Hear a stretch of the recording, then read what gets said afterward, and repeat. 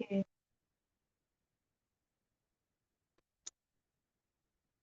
ठीक है, तो अब जो है वो मैं फिर से स्टार्ट करती हूँ। थैंक यू सो मच, आपने रिकॉर्डिंग का बता दिया, मुझे तो आइडिया ही नहीं था। अच्छा, तो अब हम स्टार्ट करते हैं। अच्छा देखें, हमारे पास जो सोशियोलॉजिकल पर्सपेक्टिव्स हैं, तीन मेन पर्सपेक्टिव्स हैं। दो जो है वो मैक्रो लेवल पर्सपेक्टिव्स हैं, first two that is structural functional approach and social conflict approach. जो थर्ड पर्सपेक्टिव है वो हमारे पास माइक्रो लेवल पर्सपेक्टिव है, सिंबॉलिक इंटरेक्शन अप्रोच। ठीक है, मैक्रो लेवल इनको क्यों कहते हैं? क्योंकि ये नेशनल, इंटरनेशनल, सोसाइटी, कम्युनिटी के लेवल पे बात करते हैं। और जो थर्ड है इंडिविजुअल लेवल, उसको हम जो है वो माइक्रो लेवल क्यों कहते हैं? क्योंकि वो जो पर्सपेक्टिव है वो इंडिविजुअल लेवल पे बात करता है कि इंडिविजुअल्स की जो आपस में इंटरेक्शंस हैं वो किस तरह से डिफरेंट कॉन्सेप्ट्स ऑफ सेल्फ या डिफरेंट एक्शंस को जनरेट करते हैं। सो ये थ्री मेन हमारे पास पर्सपेक्टिव्स हैं। सबसे पहले जो है वो हम अपना फर्स्ट जो पर्सपेक्टिव है उसको डिस्कस करते हैं, that is structural functional approach. अच्छा, अब ना सबसे पहले मैं आप लोगों को जो है ना वो इसकी डिफरेंट, मैं इसकी डेफिनेशंस हैं, मैंने जितनी भी डेफिनेशंस हैं और जो इसका जो पर्सपेक्टिव्स का जो है कंटेंट है वो मैंने मिशोनिस की बुक से लिया, क्योंकि वहाँ पे बहुत अच्छा कवर हुआ हुआ है। और डिफरेंट मैंने इसकी जो एग्जांपल्स हैं वो डिफरेंट गूगल से और इस तरह से लिए हैं। ठीक है, आई होप ये आप लोगों के लिए कंटेंट जो है ना वो सेल्फ सफिशिएंट ही होगा। तो आप लोग बहुत जो है ना वो अपने कॉन्सेप्ट्स क्लियर कीजिएगा। इसके बाद आप लोगों के लिए सोशियोलॉजी जो है ना वो बिल्कुल हलवा हो जाएगी, अगर आप लोगों को बस ये समझ आ जाते हैं कॉन्सेप्ट्स। ठीक है, तो सबसे पहले जो है वो according to Macionis, structural functional approach क्या है? A framework for building theory that sees society as a complex system whose parts work together to promote solidarity and stability। अच्छा, इसका क्या मतलब है कि सोसाइटी जो है ना वो कम्प्लेक्स सिस्टम से बनी हुई है, डिफरेंट पार्ट्स से बनी हुई है, जिसमें जैसे फॉर एग्जांपल डिफरेंट इंस्टीट्यूशंस हैं, फैमिली है, रिलीजन है, ठीक है, पॉलिटिक्स, इकोनॉमी, डिफरेंट आपके जो सोशल इंस्टीट्यूशंस हैं, जब वो उनके डिफरेंट फंक्शंस हैं तो जब वो डिफरेंट फंक्शंस परफॉर्म करते हैं तो सॉलिडेरिटी मेंटेन होती है सोसाइटी में और स्टेबिलिटी मेंटेन होती है। ठीक है, सो इसका ये बेसिक कॉन्सेप्ट है कि हर स्ट्रक्चर के डिफरेंट फंक्शंस होते हैं, और जब वो स्ट्रक्चर्स अपने फंक्शंस को प्रॉपर वे में जो है वो परपेचुएट करते हैं, तो उससे जो है एक स्टेबिलिटी, एक इंटीग्रेशन जो है वो सोसाइटी में इस्टेब्लिश होती है। The structural functional paradigm. अच्छा, अब इसमें इसके बेसिक कॉन्सेप्ट्स देख लेते हैं। Society viewed as an integrated system. अच्छा देखिए, जैसे ये अब आपको जो है वो इसमें भी शो हो रहा है कि स्टेबिलिटी कैसे मेंटेन होती है। अब ये डिफरेंट सिस्टम्स हैं, ये आप इसमें देखिएगा। ये जो है वो स्टेबिलिटी किस तरह, अब आपके पास रिचुअल्स, जो रिलीजन है, इकोनॉमी है, फैमिली है, एजुकेशन है, फेथ, ये अगेन वही आ जाते हैं, डिफरेंट आपके नॉर्म्स, वैल्यूज, ये सब जब ये सब को रिलेटेड होते हैं। ठीक है, जब ये सब जो है ना वो इंटरलिंक्ड होते हैं, ये सब जब प्रॉपर वे में फंक्शन परफॉर्म करते हैं तो सोसाइटी में स्टेबिलिटी मेंटेन होती है। ठीक है, so this is the basic concept of structural functional approach. Each part, अब इसमें अगेन वही बताया हुआ है, जैसे institution, norms, values, functions perform करते हैं दैट सस्टेन द होल, जो पूरे सिस्टम को, सोसाइटी के पूरे सिस्टम को सस्टेन करती है। Each part works together to promote stability, solidarity and social order. अच्छा, यहाँ पे मैं आप लोगों को एक बहुत ही इंपॉर्टेंट बात बताऊंगी। आप लोगों ने ना जो सोशियोलॉजी के जार्गन्स हैं, अब आप लोग ये एक चीज देखिएगा, जैसे ये क्या है स्टेबिलिटी, ये वर्ड क्या है सॉलिडेरिटी, सोशल ऑर्डर, ठीक है, इंटीग्रेटेड सिस्टम, ये मैंने कुछ हाईलाइट भी कर दिए हैं। क्यों? इसकी ये रीजन है कि ये वर्ड्स आप लोगों ने एज इट इज लिखने हैं। जब आप लोग ना हेडिंग्स बनाते हैं, ठीक है, उसमें अब ये क्यों कहते हैं, एक नॉर्मल पेपर में और एक पेपर जो कि स्टैंड आउट करता है, जिनमें आप जो जो टॉपर्स के पेपर्स होते हैं, जिनके हाईएस्ट स्कोर्स होते हैं, उनमें मेन यही डिफरेंस होता है। ठीक है, कि आपने हेडिंग्स में ये जार्गन्स यूज करने हैं, जो भी सब्जेक्ट है ना उसमें आपने उनके जार्गन्स को यूज करना होता है। तो आप लोग जब कोई भी जो है वो यूज करेंगे हेडिंग्स वगैरह, उसमें आपने सेम एग्जैक्ट यही वर्ड्स उठा के लिखने हैं, stability, integration, solidarity, social order. तो ये वर्ड्स आप लोगों ने एज इट इज लिखने हैं। ठीक है, तो इनको जो है ना आपने बहुत ध्यान में रखना है। विद जो है इनके जो थीरीज और कॉन्सेप्ट्स हैं। Society functions like a biological organism. अच्छा, ये जो है ना इसके अकॉर्डिंग, ठीक है, इस अप्रोच के अकॉर्डिंग सोसाइटी भी बिल्कुल जो है ना वो एक ऑर्गेनिज्म की बॉडी की तरह, जिसमें डिफरेंट पार्ट्स होते हैं बॉडी के और डिफरेंट पार्ट्स के डिफरेंट फंक्शंस हैं। और जब सब फंक्शंस का जो एक मैकेनिज्म होता है, जब वो इन कोऑर्डिनेशन काम करते हैं, तभी एक और एक स्टेबल बॉडी होती है। ठीक है, so this is just like a biological organism. Every institution performs vital roles. ठीक है, focuses on social structure and social मतलब मेन इनका फोकस क्या है, सोशल स्ट्रक्चर्स के ऊपर और उनके सोशल फंक्शंस के ऊपर। तो ये इनका मेन कॉन्सेप्ट है। अच्छा, अब इनकी सेंट्रल जो है वो assumption क्या है, अगर हम एक लाइन में देखें, so social equilibrium and value consensus maintain stability in society. ठीक है, अब ये आप लोग समझ रहे हैं ना कि ये जब देखें, अगर बात आती है ना स्ट्रक्चरल फंक्शनल अप्रोच की, तो जब तक आप उनमें ये वर्ड्स नहीं यूज करेंगे ना, तो वो आपका टॉपिक जो है ना वो इनकम्प्लीट होगा। वैसे तो इसके बहुत से सिनोनिम्स होंगे, लेकिन आपने ये सोशल इक्विलिब्रियम, वैल्यू कंसेंस, अब मैंने इसको हाईलाइट कर दिया, मैंने इसलिए हाईलाइट किया कि आप लोगों को ये याद रहे कि ये जार्गन्स हैं, अगर ये टॉपिक आता है तो इसमें आपने ये यूज करने ही करने हैं। तो इनके बगैर ये टॉपिक जो है ना, इन जार्गन्स के बगैर ये टॉपिक जो है इनकम्प्लीट है। सो जो एग्जामिनर होता है वो यही चीज नोट करता है। तो ये जो है ना इसका बेसिक कॉन्सेप्ट है कि जब डिफरेंट पार्ट्स हैं, जब वो डिफरेंट अपने फंक्शंस परफॉर्म करते हैं ना, जब उनमें एक कंसेंसस है, कोलेबोरेशन है, कोऑर्डिनेशन है, कम्युनिकेशन है, सब जो है ना वो इंटरडिपेंडेंट है और प्रॉपर कोऑर्डिनेशन के साथ काम करते हैं, तो तभी इक्विलिब्रियम मेंटेन रहती है और वैल्यू कंसेंसस। अब देखिए, मैं आपको यहाँ पे ना एक एग्जांपल देती हूँ। फॉर एग्जांपल, जैसे अब हम बात करते हैं फ्लड्स जो है पाकिस्तान में बहुत ज्यादा है। ठीक है, हम क्या कहते हैं, हम कहते हैं कि जब हम कॉज पढ़ते हैं, हम कहते हैं मेन जो रीजन है वो क्या है, कि जो हमारे एनडीएम है एंड पीडीएम है, प्रोविंशियल डिजास्टर मैनेजमेंट, और जो नेशनल डिजास्टर मैनेजमेंट अथॉरिटी है, उनमें कोऑर्डिनेशन ही नहीं है। सो ये जो एक एनॉमली क्रिएट हुई है हमारी सोसाइटी में, जिसकी वजह से ये जो डिजास्टर्स हैं, कैटास्ट्रोफिक जो डिस्ट्रक्शन हमने पाकिस्तान में देखी है, so what is the cause of this. देखो, अब ये मैं आप लोगों को ना एज एन एग्जांपल बता रही हूँ कि सोशियोलॉजिकल पर्सपेक्टिव्स आप लोग स्ट्रक्चरल फंक्शनल अप्रोच आप इस तरह अप्लाई करते हैं कि देखें, lake of coordination between institutions, यानी कि हर इंस्टीट्यूशन का अपना एक पर्टिकुलर फंक्शन है।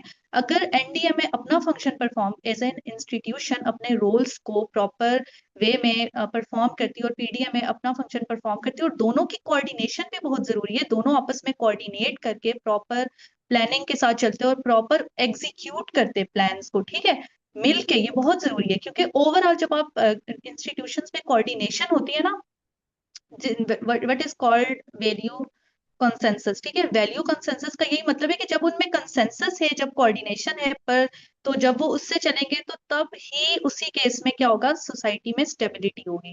तो उसी केस में इस तरह के डिस्ट्रक्शंस नहीं होंगी, इस तरह के हमारे फ्लड्स नहीं होंगे, मैनेजमेंट होगी। सो जो डिसफंक्शन है हमारे जो सोसाइटी, आगे हम ये डिटेल में पढ़ेंगे। ठीक है, डिसफंक्शन का कॉन्सेप्ट, कि डिसफंक्शन सोसाइटी में कब आता है, इंस्टेबिलिटी कब आती है, जब आपके स्ट्रक्चरल जो इंस्टीट्यूशंस हैं वो अपने फंक्शंस को प्रॉपर वे में परफॉर्म नहीं करते, और उनमें जो है वो इस तरह से कोऑर्डिनेशन नहीं होती, क्योंकि वो सब इंटरलिंक्ड है। वो जब मिलके काम करेंगे तभी तो स्टेबिलिटी आएगी ना। स्टेबिलिटी का यही कॉन्सेप्ट है। सो आई होप बेसिक जो कॉन्सेप्ट है वो आप लोगों को समझ आ गया होगा। ठीक है, इसका बेसिक जो कॉन्सेप्ट है वो यही है। अच्छा, अब हम लोग जो है आगे ये देखेंगे कि स्ट्रक्चरल फंक्शनल अप्रोच के जो प्रोपोनेंट्स हैं वो कौन से हैं, मतलब कौन कौन से सोशियोलॉजिस्ट्स हैं जो इस पर्सपेक्टिव को सपोर्ट करते हैं कि हाँ भाई, ये जो अप्रोच है ना ये बिल्कुल सही है। ठीक है, वो जो है वो इसके प्रोपोनेंट्स हैं, तो उसमें आ जाते हैं, डिफरेंट हैं। इसमें जो है वो आ जाते हैं August Comte, Herbert Spencer, Emile Durkheim, Talcott Parson और रॉबर्ट के मर्टन। अच्छा देखें, अब जो ये जो है ना अगस्त कॉम्टे, इनको हमने डिटेल में पढ़ना है, ये हमारे सिलेबस में है। सोशियोलॉजिस्ट हर्बर्ट स्पेंसर को हमने डिटेल में पढ़ना है, एमिल दुर्खाइम को हमने डिटेल में पढ़ना है, टेलकॉट पार्सन को, रॉबर्ट के मर्टन, ये हमारे सिलेबस में नहीं है। ठीक है, रॉबर्ट के मर्टन जो है, ये जो है ना, इनको क्योंकि ये हमारे सिलेबस में नहीं है, इनको हम आगे डिटेल में नहीं पढ़ेंगे, तो इनको ना मैं यहीं पे आपको इनके कॉन्सेप्ट और इनका जो है वो बेसिक जो भी है आइडियाज, वो मैं आपको यहाँ पे डिटेल में पढ़ाऊंगी। Classical foundation. अच्छा, और अब थोड़ा थोड़ा पहले हम पहले वाले सोशियोलॉजिस्ट का देख लेते हैं कि वो जो है ना वो किस तरह से इसको इस पर्सपेक्टिव को सपोर्ट करते हैं। According to August Comte, society एक ऑर्गेनिज्म है जो कि गवर्न करती है by scientific laws. August Comte ने पॉजिटिविज्म का कॉन्सेप्ट दिया था, जो कि डेफिनेटली इन डिटेल भी हम पढ़ेंगे कि ये क्या कॉन्सेप्ट था। इन्होंने यही कहा था कि सोसाइटी जो है ना वो प्रॉपर जो है ना उस साइंटिफिक लॉज के थ्रू ही जो है ना सोसाइटी वर्क करती है। यानी कि डिफरेंट वही बात है कि इसके डिफरेंट जो है वो स्ट्रक्चर्स हैं और रूल्स एंड लॉज हैं। और ये एक पॉजिटिव, मतलब इसको हम ये भी कह सकते हैं एक साइंटिफिक स्टडी जो है ना इन्होंने की थी सोसाइटी की। साइंटिफिक स्टडी थी, इसलिए इनको फादर ऑफ सोशियोलॉजी भी कहते हैं ऑगस्ट कॉम्टे को। ठीक है, उसके बाद है एमिल दुर्खाइम। एमिल दुर्खाइम ने जो है वो ये कहा था, इन्होंने डिफरेंट कॉन्सेप्ट्स दिए थे। सोशल फैक्ट्स का concept, collective conscience, social solidarity, जिसमें इन्होंने जो है वो डिफरेंट जो है वो, जैसे इन्होंने थ्योरी ऑफ सुसाइड दी थी, जो इनकी मेन थ्योरी है थ्योरी ऑफ सुसाइड। ठीक है, जिस और मैकेनिकल सॉलिडेरिटी, ऑर्गेनिक सॉलिडेरिटी, कि किस तरह से डिफरेंट जो स्ट्रक्चर्स हैं सोसाइटी के, उसमें जब उनके डिफरेंट फंक्शंस हैं, जब वो उनमें किस तरह से सॉलिडेरिटी मेंटेन होती है। ठीक है, तो ये भी हम डिटेल में पढ़ेंगे। So this is also the concept of structural functionalism. Herbert Spencer के according society evolve through survival of the fittest, यानी कि जो फिट होगा, डार्विन के कॉन्सेप्ट से इन्होंने ये डिराइव किया था कॉन्सेप्ट। जो सोसाइटी में जो भी इंस्टीट्यूशंस हैं जो फिट होंगे वही सर्वाइव करेंगे। सो ये भी एक इसका कॉन्सेप्ट है। टेलकॉट पार्सन ने भी जो है वो यही एक एजाइल स्कीम इन्होंने दी थी, वो भी हम डिटेल में देखेंगे कि किस तरह से अडेप्टेशन होती है, गोल अटेनमेंट, इंटीग्रेशन, लेटेंसी, ठीक है, मेंटेन रहता है, और इन सब चीजें मिलके जो है ना सोसाइटी में स्टेबिलिटी को मेंटेन करती हैं। यानी वही बात आ जाती है, सारे वही वाले कॉन्सेप्ट्स हैं कि डिफरेंट जो है वो स्ट्रक्चर्स हैं जिनके डिफरेंट फंक्शंस हैं। अच्छा, अब रॉबर्ट के मर्टन जो है ना उन्होंने क्या कॉन्सेप्ट दिया था, थोड़ा सा हम ये देखते हैं। रॉबर्ट के मर्टन जो हैं, इन्होंने कॉन्सेप्ट दिया था रिफाइनिंग फंक्शनलिज्म का। अच्छा, देखें अब बाकी जो है ना, अब आपने देखा होगा जो बाकी सोशियोलॉजिस्ट हैं उनका मोर और लेस सेम ही कॉन्सेप्ट्स है कि ठीक है स्ट्रक्चर्स हैं, फंक्शंस हैं, ठीक है, लेकिन इन्होंने ना थोड़ा सा एक डिफरेंट पर्सपेक्टिव दिया था रिफाइनिंग फंक्शनलिज्म का, जिसको हम कॉन्सेप्ट कहते हैं। वो किस तरह से इन्होंने डिफरेंट दिया था कि इन्होंने ना फंक्शनल यूनिटी जो एजम्पशन है कि डिफरेंट उसके जो है एक सॉलिडेरिटी मेंटेन होती है जब वो डिफरेंट फंक्शंस परफॉर्म करते हैं, तो इसको उन्होंने थोड़ा सा क्रिटिसाइज किया था। और इन्होंने ये कहा था कि जरूरी नहीं है कि सारे के सारे जो स्ट्रक्चर्स हैं आपकी सोसाइटी के वो बेनिफिशियल ही होंगे। सो दिस इज नॉट इम्पॉर्टेंट। तो उन्होंने एक इन अदर लेंस से जो है ना सोसाइटी को स्टडी किया। स्ट्रक्चरल फंक्शनलिज्म में ही एक और हम कह सकते हैं कि डिफरेंट लेंस उन्होंने ऐड कर दिया, एक डिफरेंट कॉन्सेप्ट ऐड कर दिया। तो इनके जो, अच्छा ये जो है ना, अब मैं आप लोगों को साथ साथ बताऊंगी भी क्या इंपॉर्टेंट है पास पेपर्स के हिसाब हिसाब से। ठीक है, ये जो है ना ये अक्सर जो है ना एग्जामिनर का फेवरेट क्वेश्चन है, ये आ जाता है। Manifest function, latent functions, dysfunction, तो ये आप लोगों ने इसको बहुत जो है वो ध्यान से सुनना है। बहुत इजी कॉन्सेप्ट है, लेकिन वही बात है, आप लोगों को जब तक इन चीजों का पता नहीं होगा तो आप लिख तो नहीं सकोगे ना। तो आप लोग जो है ना इन कॉन्सेप्ट्स को समझो। सबसे पहले आप लोगों को ये पता होना चाहिए ये कॉन्सेप्ट दिया किसने, रॉबर्ट के मर्टन ने दिया है, जो कि प्रोपोनेंट थे स्ट्रक्चरल फंक्शनलिज्म पर्सपेक्टिव के। ठीक है, इन्होंने ये कॉन्सेप्ट दिया कि किसी भी सोसाइटी के अंदर सिर्फ एक ही फंक्शन नहीं होता कि स्टेबिलिटी हो, सॉलिडेरिटी हो, हर इंस्टीट्यूशन जो है वो अपना फंक्शन परफॉर्म कर रहा है, ऐसा नहीं होता। हर इंस्टीट्यूशन के तीन डिफरेंट फंक्शंस होते हैं। ठीक है, एक जो फंक्शन है वो इसका होता है मैनिफेस्ट फंक्शन, एक होता है लेटेंट फंक्शन, एक होता है डिसफंक्शन। ठीक है, मैनिफेस्ट फंक्शंस क्या है कि कोई भी इंस्टीट्यूशन है वो जो फंक्शन इंटेंशनली परफॉर्म करते हैं, इंटेंशनली परफॉर्म करते हैं, और वो उसके आपको पता है कि इसके यही कॉन्सिक्वेंसेस होंगे, ये रिकॉग्नाइज्ड आउटकम्स हैं। ठीक है, तो वो उनके मैनिफेस्ट फंक्शंस है। फॉर एग्जांपल, अब आपको पता है एजुकेशन का क्या पर्पस है, टू टीच, ठीक है, लिटरेसी, लिटरेसी को प्रमोट करना। देन उसी इंस्टीट्यूशन के कुछ फंक्शंस होते हैं जो लेटेंट होते हैं। लेटेंट मतलब वो फंक्शंस जो वो डिलिबरेटली जो है ना वो डिलीवर नहीं कर रहे होते, बट वो अनइंटेंशनली या अनइंटेंडेड होते हैं, जो हिडन होते हैं। फॉर एग्जांपल, अब जब एजुकेशन को अगर हम लें, ठीक है, स्कूल में क्या होता है कि क्लास हायरार्की भी रीइंफोर्स होती है। अभी हम इसके डिफरेंट और भी जो एग्जांपल्स देखेंगे, ठीक है। इसके अलावा जैसे स्टूडेंट्स जब जाते हैं तो वो और चीजें भी तो सीख रहे होते हैं ना, नॉर्म्स, एक दूसरे से कल्चर सीखते हैं, वैल्यूज सीखते हैं, डिफरेंट बिहेवियर्स को अडॉप्ट कर देते हैं, डिफरेंट पैटर्न्स को अडॉप्ट करते हैं। स्कूल के डिफरेंट इन्वायरमेंट कैसा है, तो वो चीजें जो कि इनडायरेक्टली उनके अंदर जो है ना इनकॉर्पोरेट हो रही होती हैं, ठीक है, वो इनग्रेन्ड हो जाती है उनके अंदर। सो वो उनके लेटेंट फंक्शंस हैं जो कि स्कूल जो है वो इंटेंशनली उन्हें डिलीवर नहीं कर रहा होता या टीच नहीं कर रहा होता, ठीक है।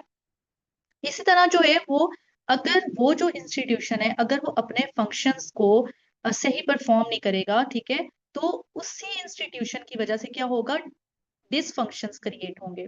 फॉर एग्जाम्पल जैसे करप्शन है किसी भी इंस्टीट्यूशन में, नेपोटिज्म है, सो डिफरेंट ये जो एलिमेंट्स हैं ये स्टेबिलिटी को जो डिसरप्ट करते हैं, ठीक है, क्योस क्रिएट करते हैं और इंस्टेबिलिटी क्रिएट करते हैं सोसाइटी में, जिसकी वजह से डिसइंटीग्रेशन आती है। सो वो जो है ना वो उस इंस्टीट्यूशन के डिसफंक्शन है। सो कोई भी इंस्टीट्यूशन है, अच्छा अब ये जो मैंने तो आपको यहाँ पे ही आगे आगे हम डिफरेंट एग्जांपल्स के थ्रू भी इसको देखते हैं। तो अब आप हर टॉपिक पे ना ये जो फंक्शन है इनको आप परफॉर्म कर सकते हैं कि कोई भी आपको दिया जा सकता है, फैमिली, एजुकेशन, रिलीजन, कोई भी, ठीक है, कि उसके मैनिफेस्ट फंक्शंस क्या हैं, लेटेंट फंक्शंस क्या हैं, डिसफंक्शन क्या है। मतलब क्वेश्चन जो है ना वो आपसे पेपर में इस तरह पूछा जाता है। तो आपको ये सब चीजें पता होनी चाहिए, आपको इसके जो है ना ये का नाम पता होना चाहिए सोशियोलॉजिस्ट का, इस तरह से। यानी कि इन्होंने मिडिल रेंज थ्योरी को इनकरेज किया था over grand theory of sociological sorry structural functional approach. इसकी जो है वो एग्जांपल, ये एजुकेशन की तो हमने डिस्कस कर ली, मैनिफेस्ट फंक्शन क्या है, स्किल्स, लेटेंट, नेटवर्किंग, डिसफंक्शन क्या है, इनइक्वालिटी। अब हम इसकी और डिफरेंट इंस्टीट्यूशंस पे हम इसको अप्लाई करके देखते हैं कि किस तरह से ये वर्क करता है। अच्छा, अब इसकी एम्पिरिकल इलस्ट्रेशंस देखते हैं। जैसे फैमिली है, ठीक है, फैमिली का मैनिफेस्ट फंक्शन क्या है, रिप्रोडक्शन, ठीक है, सोशलाइजेशन करना। लेटेंट फंक्शनल क्या है, इमोशनल सपोर्ट प्रोवाइड करना।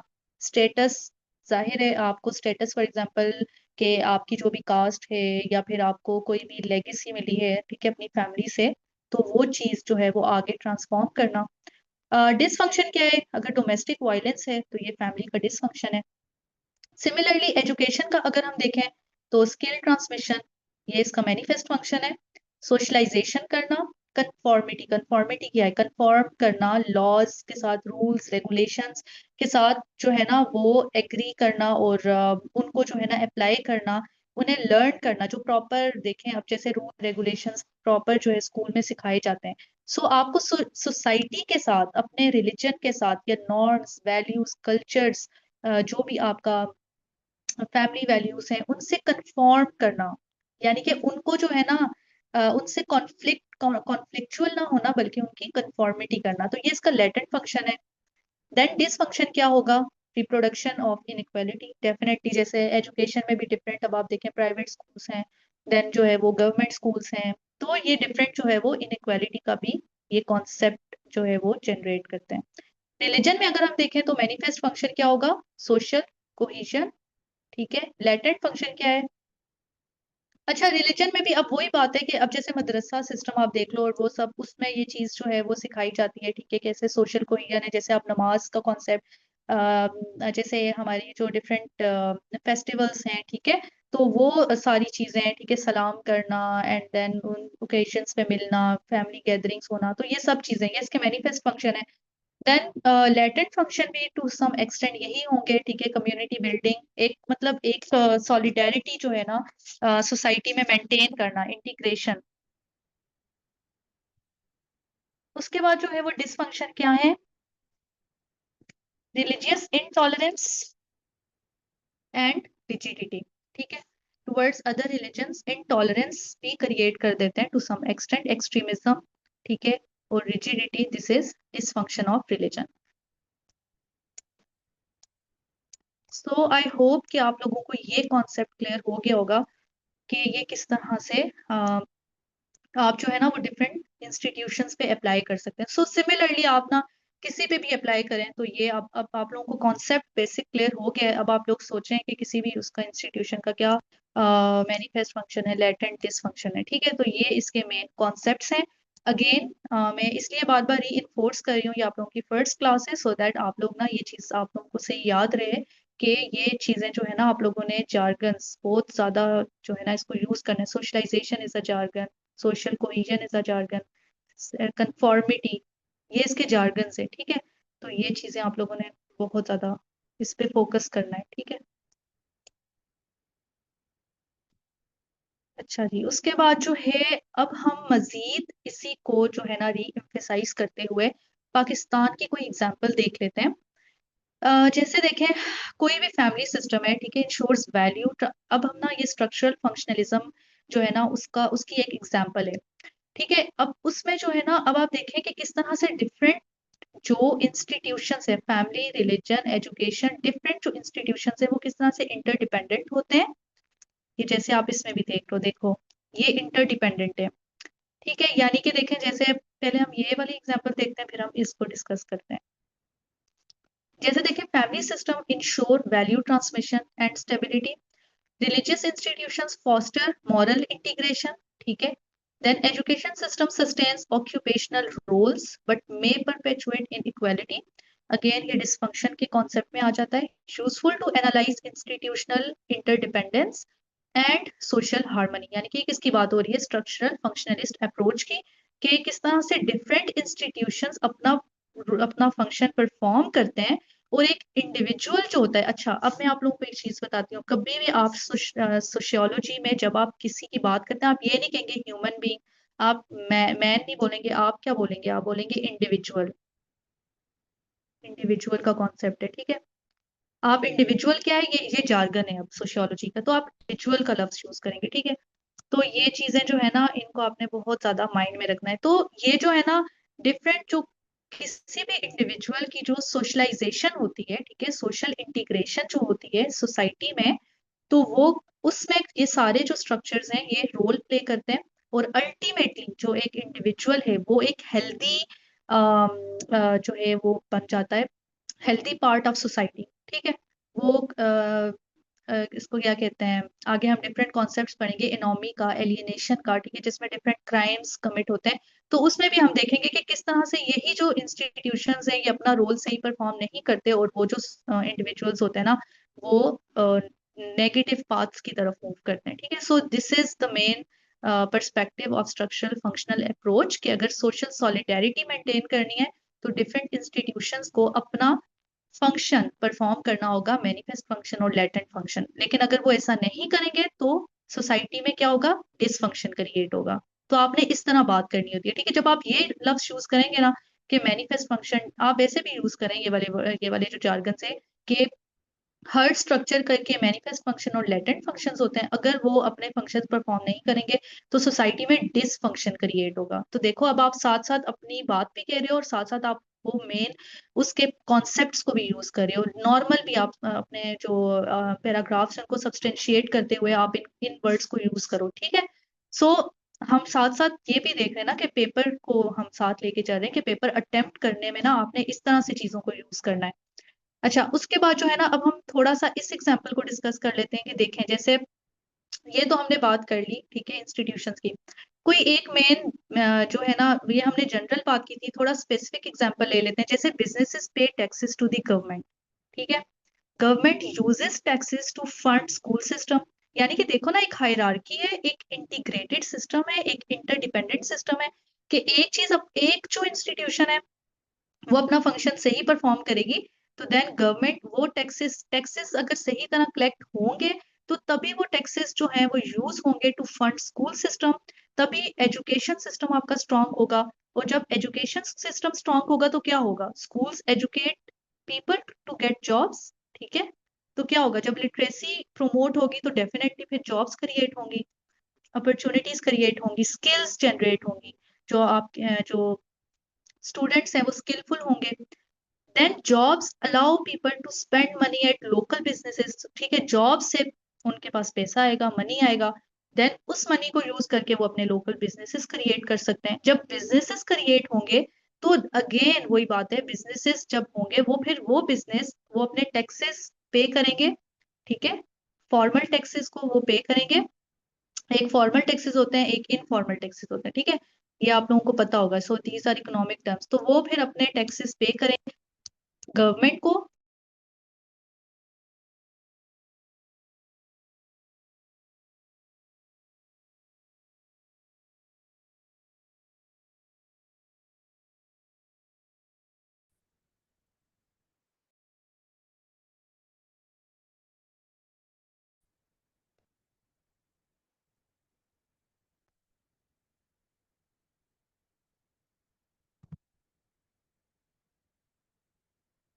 आप सबको आवाज आ रही है? काइंडली कोई बता दे कि आप लोगों को आवाज आ रही है या नहीं आ रही ये है। मैम आवाज आ यस रही है मैम। लेकिन स्क्रीन शो नहीं हो रही। एक सेकंड में शो कर वेट।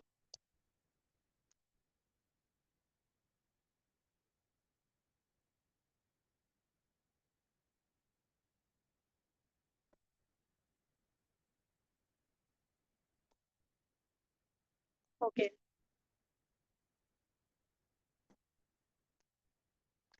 सो हम कहाँ पे थे? ओके, सो ये जो है ना, इस तरह से क्या होता है, डिफरेंट जो है वो एक सोशल सॉलिडेरिटी मेंटेन होती है, ठीक है। सो ये हमारी है ना वो स्ट्रक्चरल फंक्शनल अप्रोच की एग्जांपल्स थी। आई होप आप लोगों को समझ आ गई होगी। मैंने आप लोगों को जनरल एग्जांपल भी दे दी है, मैंने आप लोगों को स्पेसिफिक एग्जांपल के साथ भी इलेबोरेट कर दिया है कि ये किस तरह से ये पर्सपेक्टिव वर्क करता है इन सोसाइटी। अच्छा जी, अब जो है ना इस पर्सपेक्टिव पे क्रिटिसिज्म भी है डेफिनेटली, ठीक है। तो कुछ जो है ना सोशियोलॉजिस्ट हैं वो क्रिटिसाइज करते हैं इस पर्सपेक्टिव को, किस तरह से देखें। वो कहते हैं कि ये जो पर्सपेक्टिव है ये स्टैटिक है, यानी कि ये जो है ना सिर्फ फंक्शंस की बात करता है, बहुत ही परफेक्शनिज्म की बात करता है। लेकिन जो सोसाइटी में कॉन्फ्लिक्ट्स हैं, जो चेंज सोशल चेंज आता है, जो डिफरेंट जो है ना एजेंसी है, डिफरेंट चेंजेस हैं, ठीक है, इनको ये निग्लेक्ट करता है। अभी हम देखेंगे जब भी जो है किसी भी थ्योरी पे या किसी भी पर्सपेक्टिव पे जब कोई क्रिटिसिज्म आता है ना, तो नेक्स्ट जो भी पर्सपेक्टिव या थ्योरी आती है ना वो उसी क्रिटिसिज्म के ऊपर वर्क करती है और वो उसका आंसर करती है, ठीक है। सो नेक्स्ट हम यही देखेंगे सोशल कॉन्फ्लिक्ट अप्रोच में कि किस तरह से इस क्रिटिसिज्म का आंसर हमें उसमें मिलता है। टेलियोलॉजिकल मतलब कि ये हर चीज को जो है ना ऐसे एज्यूम करती है कि हर उस चीज का एक पर्पस है, एक उसका गोल है, फंक्शन है। लेकिन जो है ना ये वही अगेन बात है कि ये कॉन्फ्लिक्ट जो है ना सोशल कॉन्फ्लिक्ट्स को इग्नोर करती है, ignore inequality, can justify class and gender. अच्छा, अब आप लोग एक बात जरूर यहाँ पे आपके माइंड में क्वेश्चन राइज होगा कि रॉबर्ट के मर्टन ने तो इनइक्वालिटी की बात की है, रॉबर्ट के मर्टन ने डिसफंक्शन की भी बात की है, ठीक है। ये बात आप लोगों के माइंड में आएगी। देखें, जो किसी भी थ्योरी को ना हम ब्रॉडर पर्सपेक्टिव में देखते हैं कि मेन जो कोर अजम्पशंस है ना उसकी क्या है, मेन जो कोर कॉन्सेप्ट्स उसके क्या है, ठीक है। किसी एक सोशियोलॉजिस्ट ने अगर कोई एक डिफरेंट जैसे रिफाइनिंग फंक्शनलिज्म का कॉन्सेप्ट है वो दे दिया, दैट इज नॉट इनफ। वो एक बहुत ब्रॉडर और मैक्रो लेवल पर्सपेक्टिव है, ठीक है। उस पे हम जो है ना उसके मेन कॉन्सेप्ट्स की बात की जाती है, लेकिन मेन कॉन्सेप्ट तो वही है ना, हर स्ट्रक्चर है उसका फंक्शन है, देन वो सोशल सॉलिडेरिटी मेंटेन होती है, स्टेबिलिटी है, सोशल इक्विलिब्रियम है। So this is the main concept. तो हम जो है ना वो मैक्रो लेवल पे बात करते हैं, ठीक है। तो मेन जो चीज है, मेन जो कॉन्सेप्ट है, उसमें उन्होंने इन डिटेल जो है वो उस तरह से उसको कॉन्फ्लिक्ट्स को, इनइक्वालिटी को डिस्कस नहीं किया, या इन इन डिटेल किसी सोशियोलॉजिस्ट ने इस पे जो है कोई थ्योरी नहीं दी उस पर्सपेक्टिव में, ठीक है। एथनोसेंट्रिक बायस है, वेस्टर्न मॉडल में not fit post colonial societies, ठीक है। यानी कि वही बात है कि वो पोस्ट कॉलोनियल सोसाइटीज मींस के बहुत से कॉन्फ्लिक्ट्स हैं, इनइक्वालिटी है, ठीक है, कैपिटलिज्म, नियो कॉलोनियलिज्म का कॉन्सेप्ट है और वो डिफरेंट आगे हम देखेंगे। इग्नोर्स पावर इनइक्वालिटी, ये मेन मतलब अगर हम देखें तो ये पावर को, inequality, gender bias, conflict, feminist criticism, again वही फेमिनिस्ट ने इस पे क्रिटिसाइज किया और डिफरेंट जो वो है सोशियोलॉजिस्ट, ये उनका क्रिटिसिज्म है। अच्छा, अब जो सेकंड पर्सपेक्टिव है, ठीक है, सोशल कॉन्फ्लिक्ट अप्रोच, ये जो है ना उस क्रिटिसिज्म का आंसर है। सोशल कॉन्फ्लिक्ट अप्रोच जो है इसका मेन कॉन्सेप्ट क्या है? अच्छा जी, इसके तो फेमस, ये सबको ही पता होगा, ऑलमोस्ट ये सबको ही आता होगा क्योंकि ये हम थ्योरी आईआर में भी पढ़ते हैं, ठीक है, ये हम टू सम एक्सटेंट क्रिमिनोलॉजी में भी पढ़ते हैं, ठीक है, ये यहाँ पे भी है। कार्ल मार्क्स का ये मेन कॉन्सेप्ट है सोशल कॉन्फ्लिक्ट अप्रोच। मिशोनिस ने इसको कैसे डिफाइन किया है? The social conflict approach is a framework for building theory that sees society as an arena of inequality that generates conflict and change. यानी कि ये कहता है कि सोसाइटी जो है ना उसमें इनइक्वालिटी है, ठीक है, जिसकी वजह से कॉन्फ्लिक्ट जनरेट होते हैं सोसाइटी में और सोशल चेंज आता है, ठीक है। अच्छा, अब मिशोनिस की मैंने एक कोटेशन भी ऐड कर दी है। Society is not harmonious, it is structured in ways that benefit some at the expense of others. इसका क्या मतलब है इसमें आप देखें, इसकी पिक्टोरियल रिप्रेजेंटेशन है ये, कि इसमें जो है ना कोई हार्मनी नहीं है। अगेन अब आप ये जार्गन इसका देख लें, इसमें कोई हार्मनी नहीं है, बल्कि जो है ना इसमें कुछ जो है ना वो बोर्जियोस हैं, ठीक है, कुछ जो है वो प्रोलिटेरिएट हैं। जो एलीट क्लास है, ठीक है, वो eight the expense of poor या अंडर डेवलप्ड जो है, ठीक है, उनके एक्सपेंस पे, ठीक है, किसको बेनिफिट होता है? एलीट क्लास को। तो ये इनका मेन जो है ना वो कंसेप्ट है। ये अब आप देखें कि ये इन्होंने बताया हुआ है कि ये जो है ना ये एंजॉय कर रहे हैं, इनकी टेबल पे बहुत ज्यादा फूड भी है, लेकिन ये बेचारे जो काम भी कर रहे हैं, मेहनत कर रहे हैं, सब कुछ कर रहे हैं, लेकिन इनकी टेबल पे फूड भी नहीं है। So this is conflict theory, कि इन दोनों क्लासेस के बीच में जो कॉन्फ्लिक्ट है ना, वेल्दी क्लास और पुअर क्लास के बीच में, ठीक है, this is because of this difference, this inequality in society. तो ये इसका मेन कॉन्सेप्ट है, ठीक है। इट फोकसेस ऑन पावर, यानी कि वही चीजें जो पीछे जो है, जो पर्सपेक्टिव था उसमें जो क्रिटिसिज्म था, इस थ्योरी में जो है ना उस पे फोकस है, पावर पे, इनइक्वालिटी पे, and competition over scarce resources in society. ठीक है, सोसाइटी में रिसोर्सेज की स्कार्सिटी है और उसके ऊपर जो है ना कंपटीशन है, जिसकी वजह से क्या होता है, एक सोसाइटी में डिसहार्मनी जनरेट होती है, इनइक्वालिटी जनरेट होती है, और एक क्लास स्ट्रगल जो है ना सोसाइटी में एग्जिस्ट करती है। कोर assumptions क्या है इस थ्योरी की? Society is divided into groups with unequal access to wealth, power and prestige. ठीक है, जो जिसको हम क्या कहते हैं, क्लास इनइक्वालिटी है। Dominant groups use power to protect their privileges.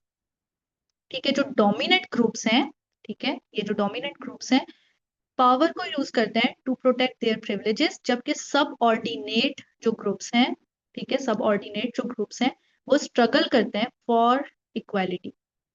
Social structures जैसे जो भी आपके इंस्टीट्यूशंस हैं, इकोनॉमी, एजुकेशन, फैमिली, एक्सेट्रा, ठीक है, जितने भी आपके सोशल स्ट्रक्चर्स हैं often benefit powerful eight the expense, at others expense. ये तो सिंपल सा ही कॉन्सेप्ट है, ठीक है, ये आप सबको इसकी समझ आ गई होगी। ठीक है, कि जैसे पॉलिटिक्स में आप देख लें, इकोनॉमिक इंस्टीट्यूशंस में देख लें, तो at the cost of powerful जो है ना, at the cost of poor class जो है वो पावरफुल को बेनिफिट होता है। एवरी सोशल स्ट्रक्चर फंक्शन, जो भी अब स्ट्रक्चर्स कौन से हैं, family, education, economy, religion, politics, ये अगेन मैं आप लोगों को बार बार इसलिए बता रही हूँ सो दैट आप लोगों को ये ना क्लास में ही याद हो जाए कि स्ट्रक्चर्स हैं कौन से। सो 5 मेन स्ट्रक्चर्स जो कि सोशल इंस्टीट्यूशंस हैं, जो हम इन डिटेल भी पढ़ेंगे, जो हमारे टॉपिक का सोशल जो जनरल सोशियोलॉजी है उसका पार्ट भी है, सिलेबस का पार्ट है। फंक्शंस ऑफ सोशल इंस्टीट्यूशंस, जिसमें फैमिली है, एजुकेशन है, इकोनॉमी है, रिलीजन है, पॉलिटिक्स है, ये हम डिटेल में पढ़ेंगे, ठीक है। अच्छा, every social institution operates to perpetuate unequal access to resources, prestige and opportunities. ठीक है, अगेन वही बात है, अब आप डिफरेंट इसमें जो है ना इसको इंस्टीट्यूशंस में हम देखेंगे कि वो किस तरह से डिफरेंट, अभी हमने एजुकेशन की जैसे ऊपर एग्जांपल देखी, हमने फैमिली में देखी, ठीक है, फैमिली में डोमेस्टिक वायलेंस, एजुकेशन में हमने इनइक्वालिटी देखी, देन इकोनॉमी में अगेन सोशल स्ट्रगल आ जाएगी, इनइक्वालिटी आ जाएगी, रिलीजन में एक्सट्रीमिज्म, ठीक है, क्या कहते हैं, हेटर्ड टुवर्ड्स अदर रिलीजन्स, ठीक है, पॉलिटिक्स में अगेन डिफरेंट पैट्रियार्की है, नेपोटिज्म भी है, फ्यूडल पॉलिटिक्स है, जो भी पाकिस्तान में आप डिफरेंट कॉन्सेप्ट्स देख रहे हैं। तो ये जो है ना इससे क्या होता है, अनइक्वल एक्सेस को ये परपेचुएट करता है to resources, prestige, opportunities. Feudal system in Balochistan या सिंध जो भी आप देख लें, ठीक है, तो क्या होता है, अनइक्वल एक्सेस है, तो ये इसकी मेन जो है वो एग्जांपल है।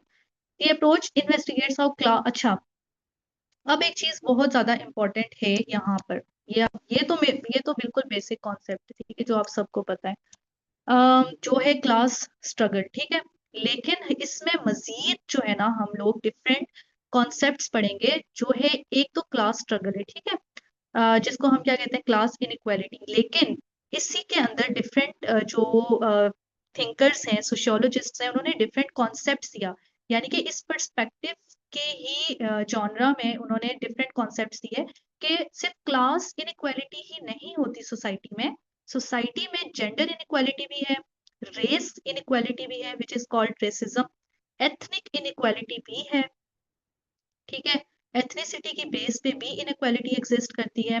और ये सब चीजें जो है ना वो मिलके किसी भी जो आपकी सोसाइटी में जो पीपल लाइफ चांसेस उसको शेप देते हैं, ठीक है, ये इसके मेन कॉन्सेप्ट्स हैं। अब हम इसको डिटेल पढ़ते हैं, इसका क्या मतलब है।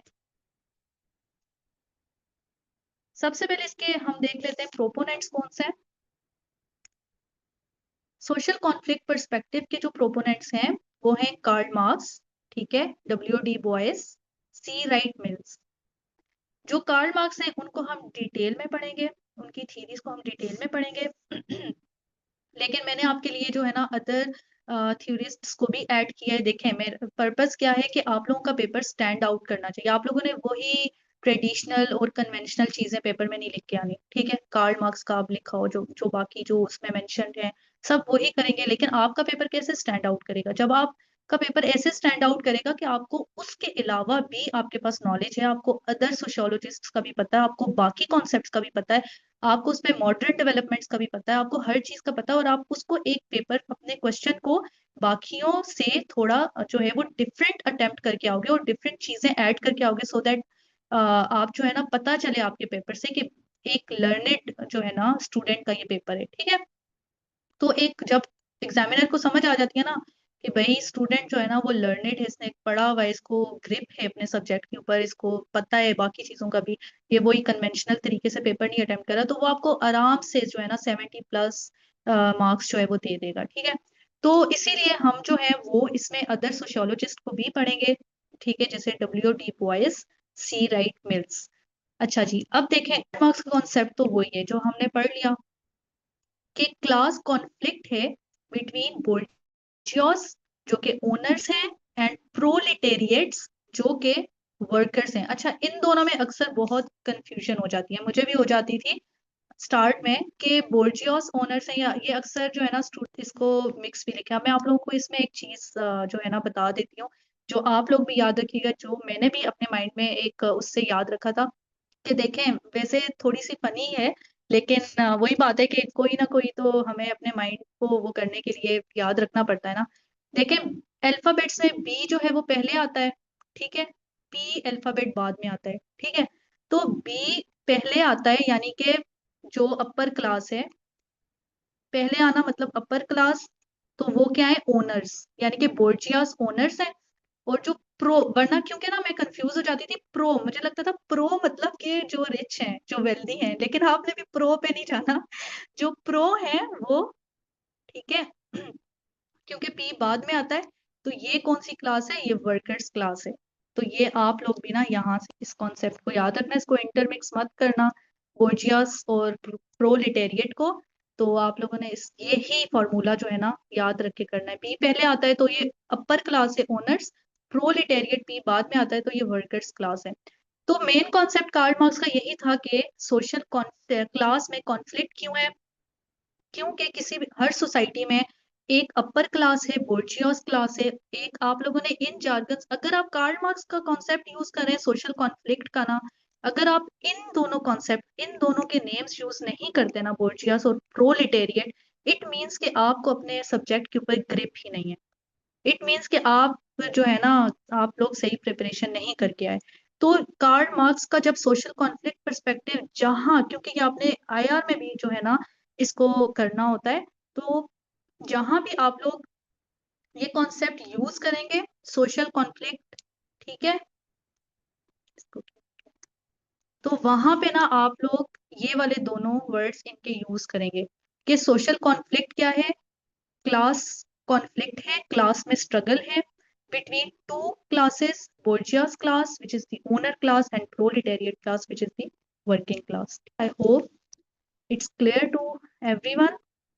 नेक्स्ट मूव करते हैं डब्ल्यू टी बॉयस। अच्छा, डब्ल्यू टी बॉयस ने यही जो कॉन्फ्लिक्ट थ्योरी है ना वो अप्लाई की है, इन्होंने जो है वो अप्लाई की थी क्लासेस पर।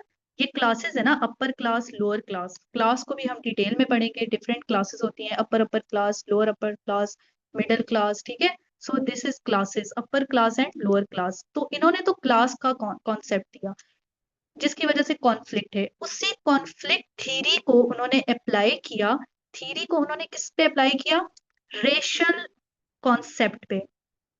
यानी कि डब्ल्यू.टी. बॉयज का मेन कॉन्सेप्ट था रेसिज्म, यानी कि सोसाइटी में इनइक्वालिटी है, कॉन्फ्लिक्ट है बिकॉज ऑफ रेशियल इनइक्वालिटी, ठीक है, not just because of the class inequality but also because of racial inequality, you can say that. तो एक डिफरेंट उन्होंने जो कॉन्सेप्ट दिया वो रेसिज्म का दिया, exposing how race and class intersect. What does that mean? कि सिर्फ क्लास की वजह से ही नहीं है इनइक्वालिटी, रेसेस की वजह से भी इनइक्वालिटी, और ये इंटरसेक्ट करते हैं, ये दोनों दोनों की वजह से इनइक्वालिटी है, ठीक है। अब जो सी राइट मिल्स हैं भाई, उन्होंने एक और कॉन्सेप्ट, उन्होंने कहा कि सिर्फ क्लास और रेसेस की वजह से इनइक्वालिटी नहीं है सोसाइटी में, बल्कि पावर एलीट एग्जिस्ट करते हैं सोसाइटी में, जिसकी वजह से क्लास जो सोसाइटी है उसमें कॉन्फ्लिक्ट है। यानी कि पावर एलीट्स कौन से हैं? पॉलिटिक्स में जो आपके लोग हैं, मिलिट्री में जो आपके लोग हैं, कॉरपोरेट बिजनेसेस जो एंटरप्रेन्योर्स हैं, ठीक है, वो जो लोग हैं, इनकी वजह से असल में जो है सोसाइटी में क्या है? कॉन्फ्लिक्ट है। अब आप लोगों को समझ आ रही है कि इन तीनों ने कॉन्फ्लिक्ट, सोशल कॉन्फ्लिक्ट पर्सपेक्टिव यानी कि कॉन्फ्लिक्ट थ्योरी दी है, लेकिन उसकी रीजंस उसको अप्लाई डिफरेंट जो है वो कॉन्सेप्ट्स पे कर दिया है, डिफरेंट उस पे फैक्टर्स पे अप्लाई कर दिया कि असल में कॉन्फ्लिक्ट किस वजह से। एक ने कह दिया कि वो क्लास की वजह से, उसमें उन्होंने जो है वो एग्जांपल दे दी, बोर्जियास क्लास एंड प्रोलेटेरिएट। दूसरे ने बोल दिया कि ये जो है भाई रेसिस की वजह से। अब इसमें एग्जांपल आप लोगों के बहुत सारी आप लोगों के माइंड में होंगी, ठीक है, रेसिज्म है इन डिफरेंट, आप यूरोपियन कंट्रीज देख लो, ठीक है, जो कि पीक पे है, इवन इन पाकिस्तान, ठीक है, डिफरेंट। आगे हम एग्जांपल्स देखते हैं जब हम इनको डिटेल में अभी पढ़ेंगे, ठीक है, हम विद एग्जांपल इसको डिस्कस करेंगे। देन एक ने कह दिया कि ये पावर एलिट्स की वजह से, जो हमारी सोसाइटी में एलिट्स हैं, उनकी वजह से असल में जो वो क्लास कॉन्फ्लिक्ट है, ठीक है जी। तो ये इसके तीन मेन जो है वो कॉन्सेप्ट्स हैं। सबसे पहले हम देखते हैं जी कार्ल मार्क्स का कॉन्सेप्ट। कार्ल मार्क्स का जो मेन कॉन्सेप्ट था वो क्या था? Class conflict, historical materialism. ये तो हम लोग जो है वो इन डिटेल पढ़ेंगे, ठीक है, जब हम कार्ल मार्क्स को पढ़ेंगे। थोड़ा सा हम देख लेते हैं वही इसमें जो है इन्होंने क्या क्या डिस्कस किया था। हिस्टोरिकल मटेरियलिज्म का क्या मतलब? अच्छा, क्लास कॉन्फ्लिक्ट तो हमने डिस्कस कर दिया। What does that mean historical materialism? Hegel ने एक कॉन्सेप्ट दिया था, ठीक है, डायलेक्टिकल मटेरियलिज्म का। उसी से इन्होंने जो है वो हिस्टोरिकल मटेरियलिज्म का कॉन्सेप्ट जो है वो इलेबोरेट किया, ठीक है। हिस्टोरिकल मटेरियलिज्म का क्या मतलब है? मटेरियलिज्म मतलब इकोनॉमी, ठीक है। यानी कि इन्होंने ये कॉन्सेप्ट दिया था कि जो इकोनॉमी है ना किसी भी सोसाइटी की, वो एक फाउंडेशन है, एक बेस है, ठीक है, और उसके ऊपर आपके जितने भी सोसाइटी के स्ट्रक्चर्स हैं, इंस्टीट्यूशंस हैं, वो रिलाई करते हैं, और उसकी उस अकॉर्डिंग टू दैट आपके जो मटीरियलिज्म है, जो इकोनॉमी है, उसके अकॉर्डिंग वो चेंज लेके आते हैं सोसाइटी में। हिस्टोरिकल का क्या मतलब है? कि अगर हम हिस्ट्री उठा के देखें, ठीक है, जो हम सोसाइटी में डिटेल में पढ़ेंगे, जैसे हंटिंग एंड गैदरिंग सोसाइटी थी, तो इकोनॉमी क्या थी? कि बिल्कुल सिंपल मीन्स को यूज करते थे, हंट करते थे, गैदर करते थे, उस मतलब डेली का डेली वो उसी पे सरवाइव करते थे, ठीक है। जैसे जैसे वो जो इकोनॉमी है वो इम्प्रूव करती गई हंटिंग एंड गैदरिंग सोसाइटी से, जैसे जैसे आगे कैटल्स एंड डिफरेंट जो उनके पास मींस आए, इकोनॉमिक मींस, ठीक है, तो क्या हुआ कि वो जो सोसाइटी है उसमें चेंज आया, हंटिंग एंड गैदरिंग सोसाइटी से वो कन्वर्ट ट्रांसफॉर्म हो गई हर्डिंग एंड पेस्टोरल सोसाइटी में।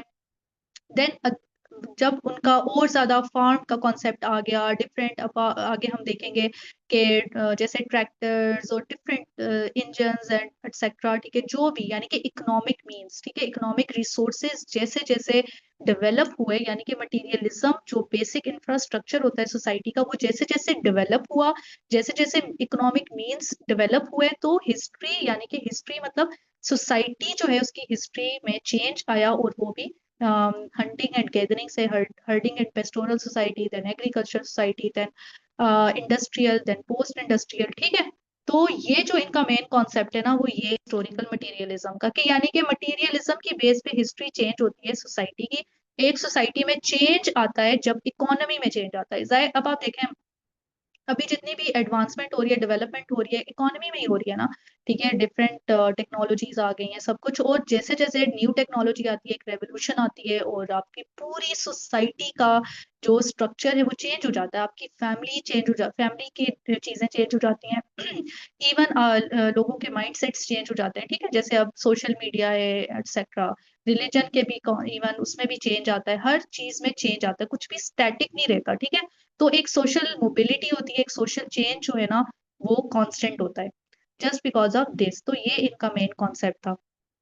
तो Marx viewed human society as a dialectical struggle between, again वही वाला कॉन्सेप्ट है कि एक डायलेक्टिकल स्ट्रगल, एक जो है वो मटेरियल की स्ट्रगल है, ये वही डायलेक्टिकल। और मैंने आपको बताया डायलेक्टिकल मटीरियलिज्म हीगल का कॉन्सेप्ट था, उससे इन्होंने डिराइव किया हिस्टोरिकल मटीरियलिज्म का कॉन्सेप्ट। तो ये इनका ना मेन कॉन्सेप्ट था कि क्लास स्ट्रगल है between owners of means of production, ठीक है, एंड वर्किंग क्लास के किसी भी इंडस्ट्रीज में जो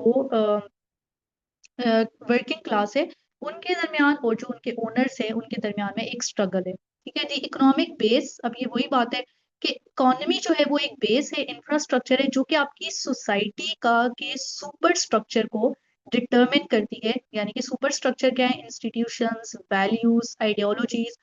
अगेन सुपर स्ट्रक्चर में वही आ जाता है, आपकी family, politics, different social institutions. तो ये सारे जो आपके जितने भी इंस्टीट्यूशंस है, जितने भी डिफरेंट स्ट्रक्चर्स हैं वो, ठीक है। जैसे कि मैंने आपको एग्जांपल बता दी सोसाइटी की, ठीक है, हिस्ट्री की पूरी एग्जांपल बताई है।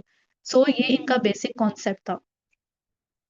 देन इन्होंने कॉन्सेप्ट दिया फॉल्स, ये मतलब इसी का फॉल्स कॉन्शियसनेस का कॉन्सेप्ट है कि जो वर्कर्स है ना, उन्हें पता ही नहीं होता कि वो एक्सप्लॉइट हो रहे हैं ओनर्स के हाथों, ठीक है। वो काम करते रहते, उन्हें लगता है कि ये हमारी किस्मत है, और वो सेम जगह जगह पे रहते हैं। तो इन्होंने कहा जब तक क्लास कॉन्शियसनेस उनमें नहीं आएगी कि भाई ये क्लासेस हैं, इनइक्वालिटीज लिए है, ठीक है, मेहनत वो कर रहे हैं, लेकिन जो प्रॉफिट है वो ओनर्स के पास जा रहा है, और उन्हें वही बेयर मिनिमम जो वेजेस हैं उन्हें मिल रहे हैं, ठीक है। 20-80% मैक्स यही होता है ना, 20-80% ही होता है, 80% जो है वो जा रहा होता है अपर क्लास के पास जो ओनर्स हैं, और 20% उन्हें वेजेस मिल रहे होते हैं, ठीक है, salary as a salary.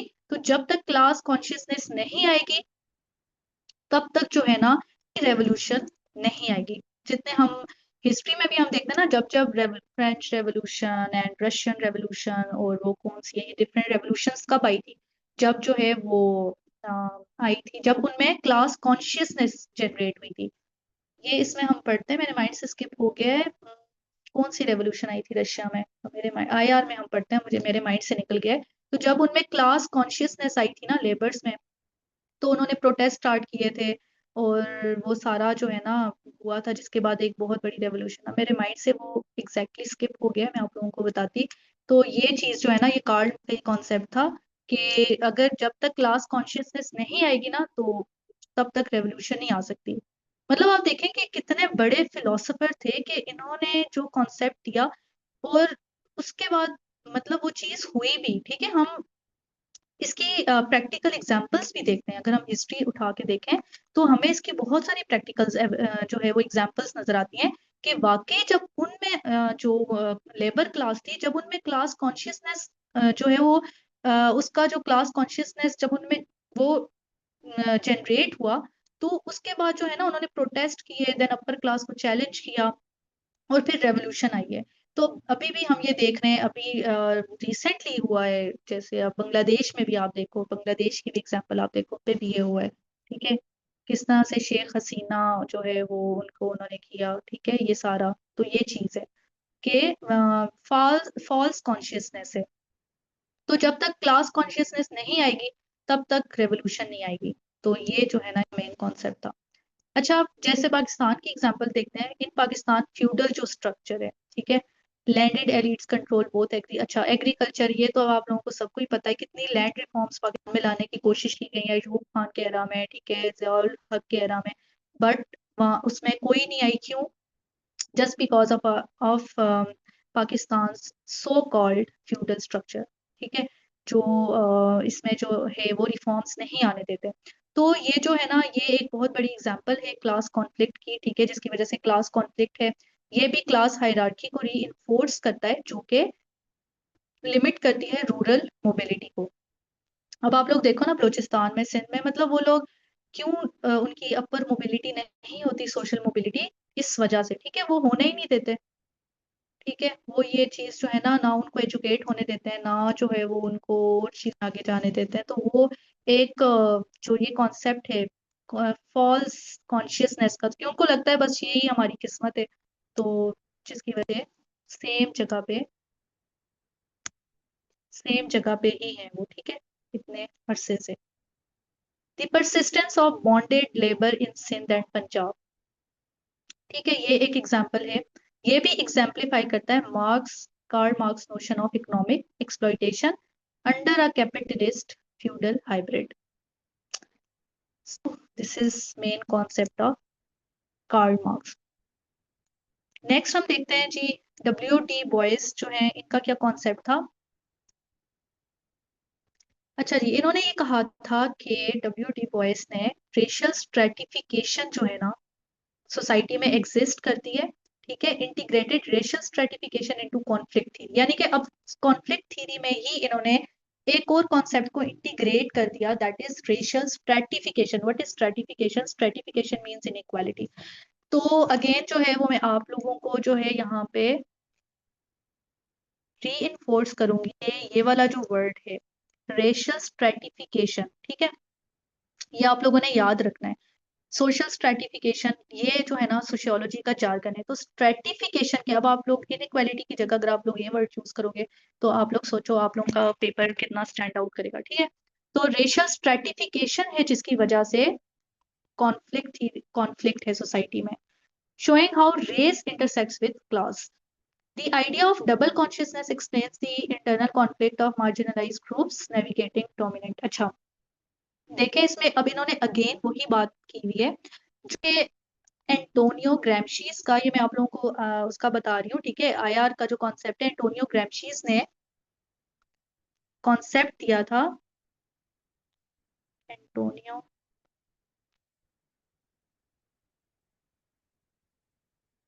ग्रैमशीज, Antonio ग्रैमशीज concept है आइडियोलॉजिकल हेजमनी।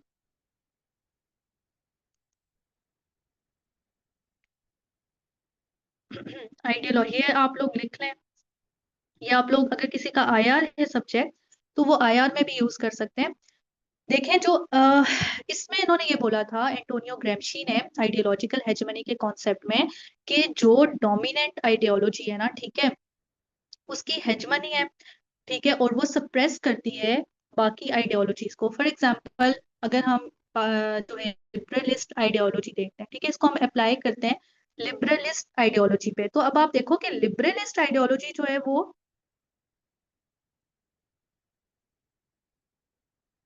लिबरलिस्ट आइडियोलॉजी जो है उसका एक एक स्टेटस को है, ठीक है, अमेरिका का अब आप देखें एक स्टेटस को उसने मेंटेन किया हुआ है, एक जो है हेजमनी मेंटेन की हुई है, ठीक है, पूरी जो है वो इंटरनेशनल, अगर ये वाला कॉन्सेप्ट देखें, हम आइडियोलॉजी देखें तो ये डोमिनेंट है। सो यही इन्होंने जो है ना इसमें भी इन्होंने यही कॉन्सेप्ट दिया है कि जो मार्जिनलाइज्ड ग्रुप्स होते हैं, फॉर एग्जांपल अगर हम देखें तो इस्लाम को अगर हम एज अ रिलीजन देखें, ठीक है, और अगर हम लिबरलिस्ट पर्सपेक्टिव देखें या कैपिटलिस्ट पर्सपेक्टिव देखें, तो उसमें क्या है, हेजमनी किसकी है, लिबरलिस्ट की, ठीक है, तो मार्जिनलाइज्ड ग्रुप कौन सा है, मुस्लिम्स, ठीक है। अगर हम अभी भी इसमें देखें, ठीक है, तो ये एक कॉन्सेप्ट है जो कि डोमिनेंट आइडियोलॉजीज को नेविगेट करता है, तो ये यही कहते हैं कि जो डिफरेंट आइडियोलॉजीज हैं, जैसे कि इन्होंने बोला, जो जैसे कि डब्ल्यू डी बॉयस ने बोला कि डिफरेंट जो रेसेस हैं उनके दरमियान में एक कॉन्फ्लिक्ट है, ठीक है, इंटरनल कॉन्फ्लिक्ट है मार्जिनलाइज्ड ग्रुप्स में और डोमिनेंट ग्रुप्स में, जो डोमिनेंट आइडियोलॉजीज हैं और जो सप्रेस्ड आइडियोलॉजीज हैं उनके दरमियान में भी एक कॉन्फ्लिक्ट है, जिसकी वजह से ये जो है ना सोसाइटी में इनइक्वालिटी और ये चीज जो है वो सोसाइटी में परपेचुएट करती है, ठीक है। तो ये इनका जो है ना वो मेन कॉन्सेप्ट था। अच्छा देखें, अब हम एग्जाम्पल के थ्रू देखते हैं, पाकिस्तान की एग्जाम्पल ले लेते हैं। एथनिक मार्जिनलाइजेशन है पाकिस्तान में, कैसे? देखें, एथनिसिटी, बलोच एथनिसिटी या पश्तून कम्युनिटीज में आप देखो बहुत सी एथनिसिटीज हैं, ठीक है, जिनमें एक कॉन्फ्लिक्ट जनरेट करता है, ठीक है, डोमिनेंट जो है डोमिनेंट एथनिसिटी अगर हम देखें तो कौन सी है? पंजाबी, यही है ना पाकिस्तान में। और बलूचिस्तान में इन जो है वो एक एलिनेशन है, एलूफनेस है, ठीक है, बलूचिस्तान के लोगों में। इसी तरह बहुत सी पश्तून कम्युनिटीज हैं। सो this is it reflects the concept of WD Boyce. Economic neglect combines with cultural misrecognition, producing feelings of alienation. इसकी वजह से क्या होता है कि एक इकोनॉमिक इनइक्वालिटी भी जनरेट होती है, जो कि आप लोगों को भी पता है, ठीक है। इसमें अगर आप इसमें एज एन एग्जांपल यूज कर सकते हैं तो बलूचिस्तान में अब आप देखो कि यही एक इकोनॉमिक इनइक्वालिटी जो है, इकोनॉमिक निग्लेक्ट है, जिसकी वजह से जो है उनमें feelings of alienation, less development है, हर चीज एजुकेशन में भी पीछे है। सो ये डिफरेंट इसकी एग्जांपल्स आ जाती हैं। आई होप ये कॉन्सेप्ट आप लोग क्लियर हो गया होगा। नेक्स्ट चलते हैं, सी राइट मिल्स। अच्छा, सी राइट मिल्स ने कॉन्सेप्ट दिया था पावर एलीट का। ये तो सिंपल सा ही कॉन्सेप्ट है। इन्होंने कहा था कि आपकी सोसाइटी में जो स्मॉल इंटरलॉकिंग एलिट्स है ना, ठीक है, आपकी सोसाइटी में वो आपके की इंस्टीट्यूशंस को कंट्रोल करते हैं, जैसे मिलिट्री, कारपोरेट, पॉलिटिकल, ठीक है, ये एलिट्स हैं। These elites coordinate to maintain status quo and suppress redistributive reforms. Redistributive reforms कौन सी हैं? डिफरेंट, जैसे मैंने आपको बताया लैंड रिफॉर्म्स, ठीक है, नहीं है। एजुकेशन में आप लोग देख लो कि रिफॉर्म्स नहीं आ सकती, पॉलिटिक्स में रिफॉर्म्स नहीं आती, इकोनॉमी में कितनी कोई इकोनॉमिक पॉलिसीज में हमारी रिफॉर्म्स आ जाती हैं।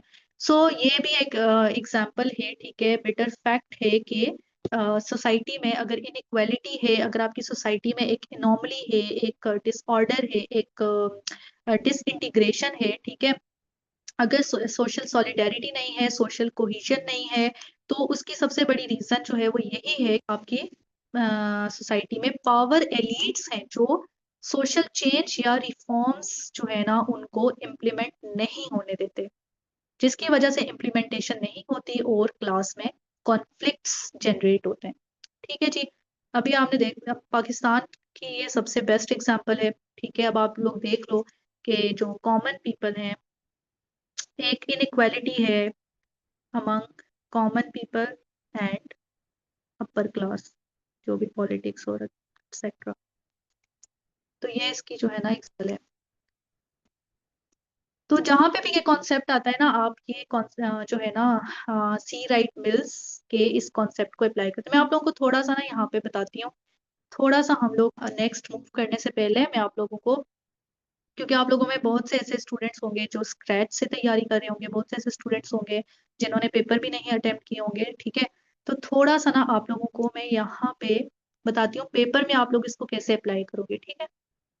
एक सेकेंड।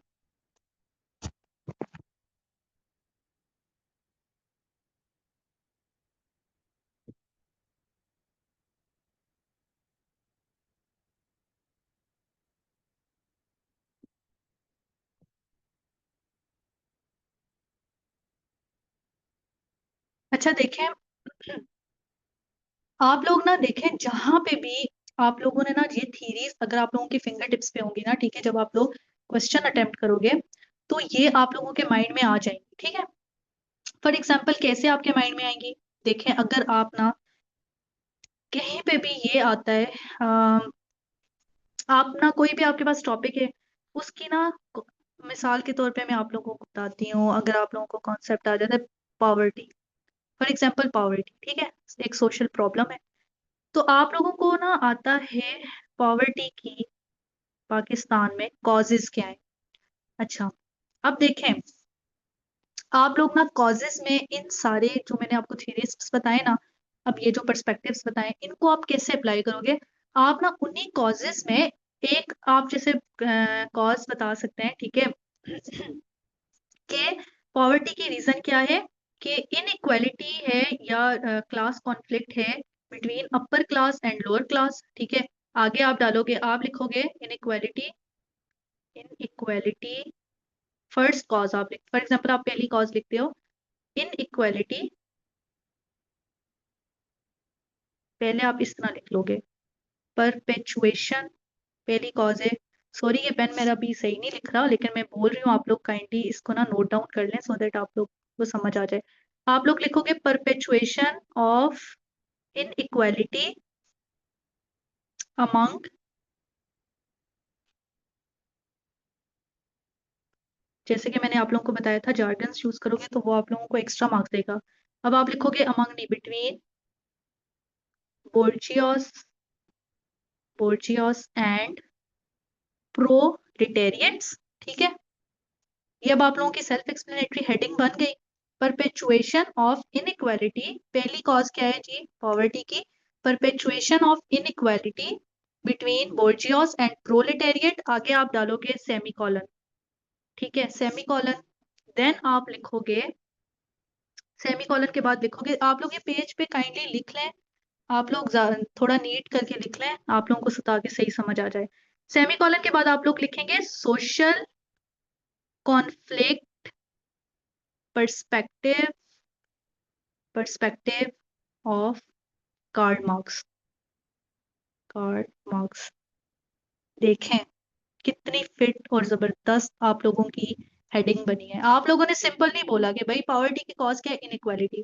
ठीक है, आप लोगों ने सिंपल ये नहीं लिखा, आप लोगों ने प्रॉपर जार्गन्स को यूज करके सेल्फ एक्सप्लेनेटरी हेडिंग बना के उसके ऊपर आप लोगों ने क्या कहते हैं कि सोने पे जो सुहागा होता है ना, आप लोगों ने उसमें ऐड कर दिया कार्ल मार्क्स का नेम विद हिज थ्योरी, उनके पर्सपेक्टिव के साथ। तो भाई देखें, अब एग्जामिनर को समझ आ गई है कि इस बच्चे को ना, इसको जो है वो कितनी जबरदस्त जो है ना इस पर्सपेक्टिव की समझ आ गई है, तो वो जो है आप लोगों को इसमें आप हो ही नहीं सकता आप लोगों को नंबर ना दे। तो आप लोगों ने ना ये इस तरह से जो है इसको एक्सप्लेन करना है। ठीक है, इस तरह से आप लोगों ने हेडिंग्स बनानी है। perpetuation of inequality between bourgeois and proletariat semicolon social conflict perspective of Karl Marx। ठीक है, अब आप जो है ना नीचे आप इसको सब्सटेंशिएट करेंगे कि according to Karl Marx class struggle exists between the owner class and the lower class। ठीक है, जिसकी वजह से जो वो है वो मेयर वेजेस। ठीक है, अब आप इसको परपेचुएट थोड़ा सा आप इसको सॉरी सब्सटेंशिएट करेंगे कि बिटवीन ओनर क्लास एंड उसमें क्लास स्ट्रगल है, जिसकी वजह से वो स्ट्रगल करते हैं ठीक है टू मीट देयर एक्सपेंसेस। ठीक है, स्कार्सिटी ऑफ रिसोर्सेज है, और उसकी मेयर वेजेस उनको मिलते हैं 20%, वो उनको मिलता है 80% जो है वो आप बता दें। तो ठीक है, अब आपने इसको डेफिनेटली बातें तो नहीं करनी, आप उसको बैक करेंगे विद अ स्ट्रॉन्ग एविडेंस। तो एविडेंस आप देंगे, अब आप लिखेंगे जी ये सारी बातें आपने कर ली, अब आप लिखेंगे फॉर एग्जाम्पल, एविडेंस आप देंगे फॉर एग्जाम्पल। अब आप कोई भी एग्जाम्पल दे दें। ठीक है, आपके फॉर एग्जाम्पल इन किसी भी इंडस्ट्री में आप बता दें, कोई भी इंडस्ट्री, किसी भी इंडस्ट्री का एग्जाम्पल दे के उस मतलब ये जो इंडस्ट्री है इसकी जो जो इसका ओनर है, ठीक है, तो जो इसकी वर्किंग क्लास है, ठीक है, वो इतने आवर्स जो है वो काम करते हैं। ठीक है, उसके बाद उन्हें मेयर वेजेस मिलते हैं। ठीक है, कोई इस तरह से आप जो है ना एक स्ट्रॉन्ग एविडेंस के साथ जो है ना अपना बैक कर लें। तो ये मैंने आप लोगों को इसलिए बताया सो दैट आप लोगों को प्रैक्टिकल एग्जाम्पल भी समझ आ जाए कि आप लोगों ने पेपर अटेम्प्ट कैसे करना है, और इसको आपने एक बिल्कुल सिंपल से क्वेश्चन पे, एक सिंपल सी सोशल प्रॉब्लम पे आप थीरीज को कैसे अप्लाई करोगे और कैसे स्पाइसेस ऐड करोगे और उसको ना आप लोग स्टैंड आउट करोगे उस टॉपिक को। ठीक है, तो आपने इस तरह से अप्लाई करना है। सिमिलरली जो हमने पीछे पढ़ा है रेस, कोई भी देखें आप इस कहीं पे भी रेसिज्म का कॉन्सेप्ट है ना, तो फौरन से आपके माइंड में आना चाहिए WD बॉयज। ठीक है, वहां पे आप लोगों ने भाई बस फौरन से जो है ना अपनी जो है ना इसको लिख के आना है, छोड़ना नहीं है। आप लोगों ने लिखना है race and double consciousness concept, concept नहीं पर्सपेक्टिव ऑफ WD बॉयज। तो उसको लिखें, हर हेडिंग को आपने यूनिक बनाना है, हर हेडिंग को आपने जो है ना उसमें रिफ्लेक्ट करना चाहिए कि आप उस सब्जेक्ट का पेपर अटेम्प्ट करें, आप सोशियोलॉजी का पेपर अटेम्प्ट करें। ठीक है, प्रॉपर सोशियोलॉजिस्ट को यूज करके उनके पर्सपेक्टिव्स को और उनकी स्पेसिफिक थीरीज को भी आप यूज करें। मतलब आप देखें, आप कॉन्सेप्ट दे रहे हैं जी false consciousness concept perspective of Karl Marx. ठीक है, कहीं पे आप ये यूज कर रहे हैं, कहीं पे आप यूज कर रहे हैं class consciousness concept of Karl Marx, कहीं पे आप इसका यूज कर रहे हैं double consciousness concept of W D Bois. तो आपने ना इस तरह से यूज करना होता है, ठीक है। तो ये चीजें आप लोगों ने इनके कॉन्सेप्ट्स को माइंड में रखना, आपने सिंपल ये नहीं लिखना सोशल कॉन्फ्लिक्ट पर्सपेक्टिव। अब सोशल कॉन्फ्लिक्ट में मैंने मजीद आपको कितने सारे पर्सपेक्टिव्स पढ़ा लिए हैं, मजीद मैंने आपको उनके कितने जो है ना कॉन्सेप्ट्स पढ़ा दिए हैं। तो आपने इन चीजों को अपने फिंगर टिप्स पे रखना है, और जहां पे जिस सब्जेक्ट में, चाहे एसए में, कहीं पे भी आप लोगों को अगर ये आ जाता है ना वर्ड, तो उस वर्ड में आप लोगों ने इन थीरीज को लाजमी अप्लाई करके आना है, ठीक है, इनकी थीरीज को अप्लाई करके आना है। सो ये जो है ना स्किल होती है जो आप लोगों ने यूज करनी होती है अपने पेपर्स के अंदर। अच्छा जी, अब थोड़ा सा, क्योंकि हम लोगों ने इनके मेन तो कॉन्सेप्ट्स पढ़ लिए हैं, थोड़ा सा हम इनकी मॉडर्न डेवलपमेंट्स भी देख लेते हैं, ठीक है, कंटेम्पोरेरी, जो कि इस कॉन्फ्लिक्ट, सोशल कॉन्फ्लिक्ट पर्सपेक्टिव की है। तो मॉडर्न डेवलपमेंट्स इसमें क्या है? देखें, मॉडर्न क्या है, gender conflict theory, feminist, feminism का कॉन्सेप्ट, जो फेमिनिस्ट थीरी जो कि हम जो है ना जेंडर स्टडीज में भी पढ़ते हैं, ये जो है, ये कहते हैं कि क्लास जो सोसाइटी है उसमें क्यों इनइक्वालिटी है, क्योंकि जेंडर डिस्क्रिमिनेशन है, ठीक है। जेंडर अपार्थाइड की वजह से जो है वो सोसाइटी में कॉन्फ्लिक्ट है, एंड रेस कॉन्फ्लिक्ट थ्योरी का हमने पढ़ लिया, ठीक है। ये जो है ना, ये इसकी मेन मॉडर्न डेवलप, रेसिज्म वो तो हम पढ़ चुके हैं। ये जो है ना जेंडर कॉन्फ्लिक्ट पर्सपेक्टिव, अब जेंडर कॉन्फ्लिक्ट पर्सपेक्टिव और रेस कॉन्फ्लिक्ट को भी हम थोड़ा सा डिटेल में देखेंगे। मॉडर्न सोशियोलॉजिस्ट एनालाइज करते हैं कि ग्लोबल, अच्छा आपने ना एक चीज आप लोगों ने देखनी है, आप लोग किसी भी लेवल पे आप लोग लेवल एनालिसिस भी अपने पेपर में कर सकते हैं, ठीक है। अच्छा, वैसे तो हम लोग ना साथ साथ ये हम डिटेल में पढ़ेंगे पेपर को जब हम डिस्कस करेंगे, तो ये चीज हम देखेंगे कि आप लोगों ने ना लेवल एनालिसिस, क्योंकि पेपर में आपका एनालिसिस होता है, आप लोग जो है लेवल एनालिसिस क्या है, आप सोसाइटी के लेवल पे किसी भी टॉपिक का एनालिसिस करेंगे, नेशनल लेवल पे, नेशनल लेवल पे मेरा पेन आज बिल्कुल सही है, मेरा दूसरा पेन है, तो वो जैसे भी, बस आप लोग ना थोड़ा मेरी आवाज को ही सुन के लिख लें। देन इंटरनेशनल लेवल पे, ठीक है। आप लोग ना जैसे 4 क्वेश्चंस आप लोगों ने अटेम्प्ट करने होते हैं, ठीक है, कि मैं आप लोगों को एक स्ट्रेटेजी बताती हूँ। 4 क्वेश्चंस अटेम्प्ट करने ना, to break monotony in your paper, आप लोग क्या करें, एक क्वेश्चन में आप लोग जो है ना इस तरह से जो है वो अप्लाई करें डिफरेंट थीरीज को इस तरह से, दूसरे क्वेश्चन में ना आप लोग लेवल एनालिसिस करें, ठीक है। तो डिफरेंट तरीके से आप लोगों ने यूज करना है, ठीक है। कुछ क्वेश्चंस में आपने जो है ना हर क्वेश्चन को आपने पिछले क्वेश्चन से डिफरेंट बनाना है।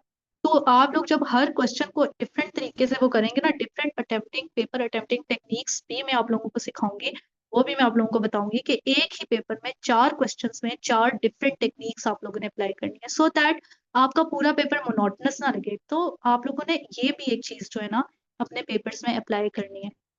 तो अब आप लोग देखें, जैसे कॉन्फ्लिक्ट जेंडर कॉन्फ्लिक्ट थीरी है, ठीक है, इसको जो है ना इसको जो है ना मॉडर्न सोशियोलॉजिस्ट ने ग्लोबल इनइक्वालिटीज, अब इसमें जो है ना इसको हम ग्लोबल इंटरनेशनल लेवल पे भी अप्लाई कर सकते हैं, ठीक है।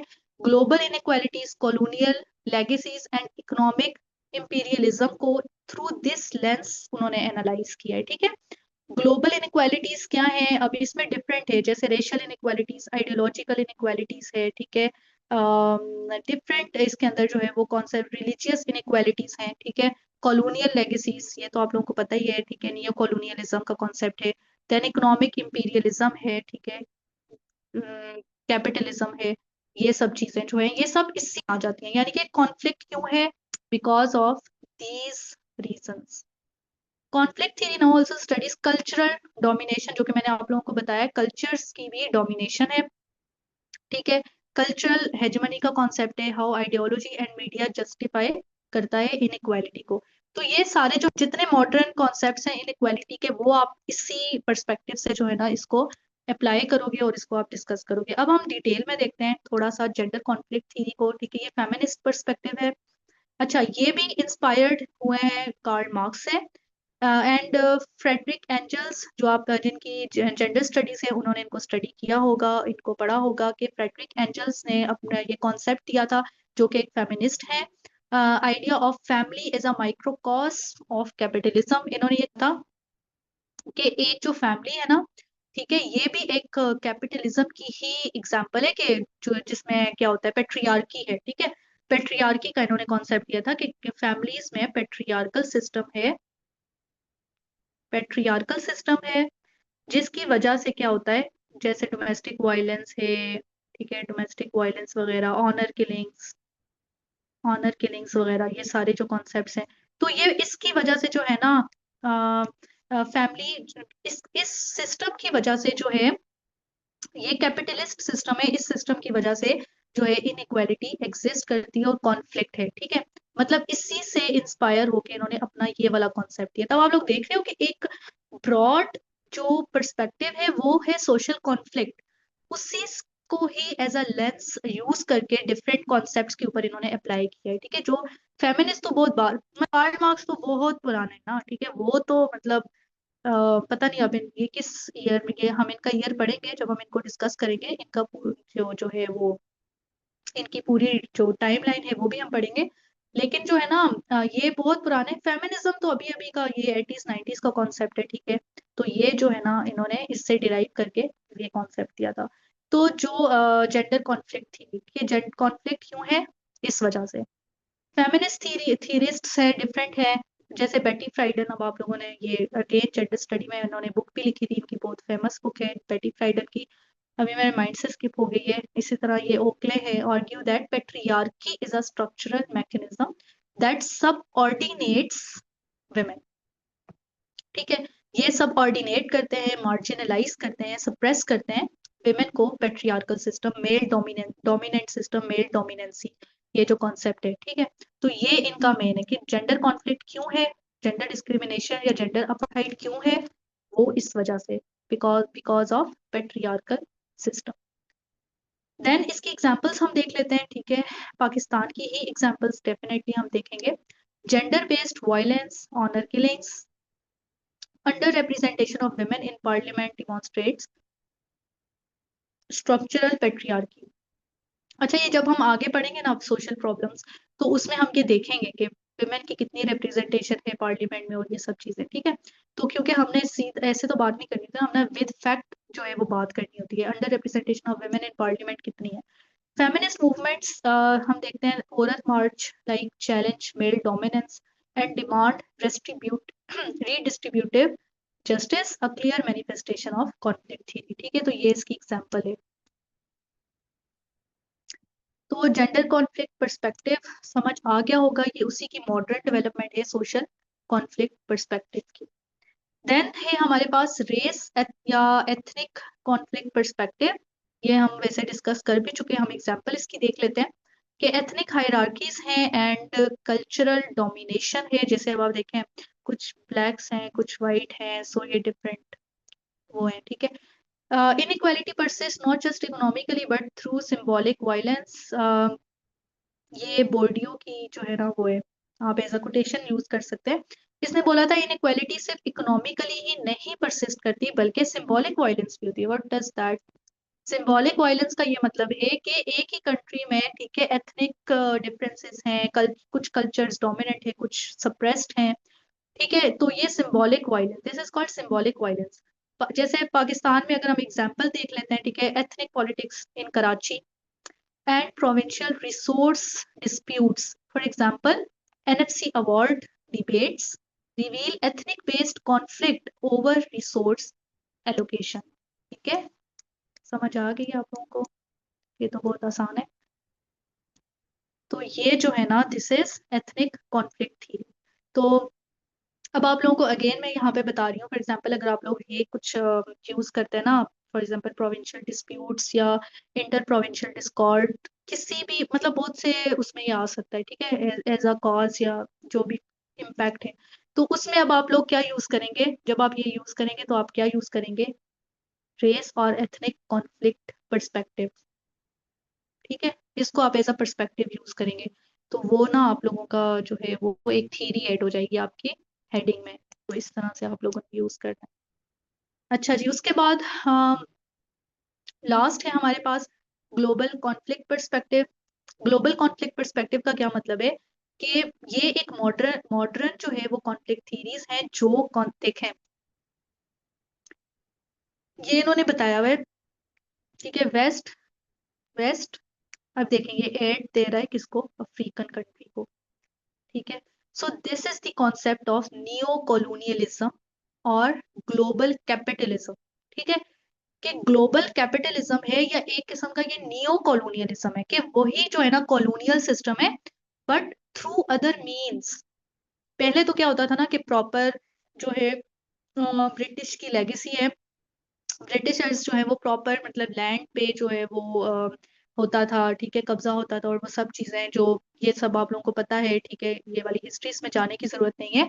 लेकिन अभी भी वही चीज कंटिन्यूड है जिसमें वो जो डेवलप्ड कंट्रीज हैं, ठीक है, जो डेवलप्ड कंट्रीज हैं वो अंडर डेवलप्ड कंट्रीज को, for example Africa developed countries, for example European countries, वो अंडर डेवलप्ड कंट्रीज को ऊपर क्या बनाते हैं, डिपेंडेंट। सो दिस इज, ये जो डिपेंडेंट है ना, this is also mentioned in dependency theory of Karl Marx. Dependency theory, ये आप लोग आईआर में भी आप लोगों ने पढ़ी होगी, आगे भी हम लोग पढ़ेंगे। Dependency theory of Karl Marx, ठीक है। कार्ल मार्क्स ने ये बोला था, कार्ल एक्चुअली ना ये कार्ल मार्क्स का जो है ना नियो मार्क्सिज्म कॉन्सेप्ट है, नियो मार्क्सिज्म, नियो मार्क्सिज्म। ये आप लोग, मुझे बीच बीच में आईआर की भी थीरीज याद आ रही हैं तो वो भी मैं आप लोगों के साथ शेयर करती जा रही हूँ, सो दैट आप लोगों को ना ज्यादा कॉन्सेप्ट्स आप लोगों के क्लियर हों। नियो मार्क्सिज्म पर्सपेक्टिव, आप इसको लिखेंगे नियो मार्क्सिज्म पर्सपेक्टिव। देखो एक कॉन्सेप्ट है मार्क्सिस्ट पर्सपेक्टिव, ठीक है। मार्क्सिस्ट पर्सपेक्टिव क्या है, जो कि हम पढ़ चुके हैं class, social conflict. Social conflict perspective जो है ना वो मार्क्सिस्ट पर्सपेक्टिव है, ठीक है। अच्छा थोड़ा सा मैं आप लोगों को यहाँ पे बता देती हूँ जिसमें जिनकी आई आर है ना, सो दैट उनको भी थोड़ा सा फायदा हो जाए। देखे मार्क्स, जो कार्ल मार्क्स है ना, उनका बेसिक जो कॉन्सेप्ट था वो उन्होंने दिया था क्लास स्ट्रगल का या सोशल कॉन्फ्लिक्ट का, जिसमें जो हमने अभी इन डिटेल पढ़ा है, ठीक है, बोर्जियास और प्रोलिटेरिएट वाला, ठीक है, वो उनका मेन कॉन्सेप्ट था। उसके बाद जो है ना उसके बाद जो है ना कार्ल मार्क्स के जो अदर कॉन्सेप्ट्स है ना, नियो, जिसको नियो मार्क्सिज्म कहते हैं, जिसको हम कहते हैं नियो मार्क्सिस्ट पर्सपेक्टिव, ठीक है। उसमें इन्होंने क्या कॉन्सेप्ट दिया था, उसमें इन्होंने दिया था, एक तो उनकी कॉन्फ्लिक्ट थ्योरी है, ठीक है, जो मार्क्सिज्म में आती है। एक इनकी है डिपेंडेंसी थ्योरी और एक है इनकी semi, I think semi dependency theory है, हाँ semi dependency theory, semi dependent, ठीक है।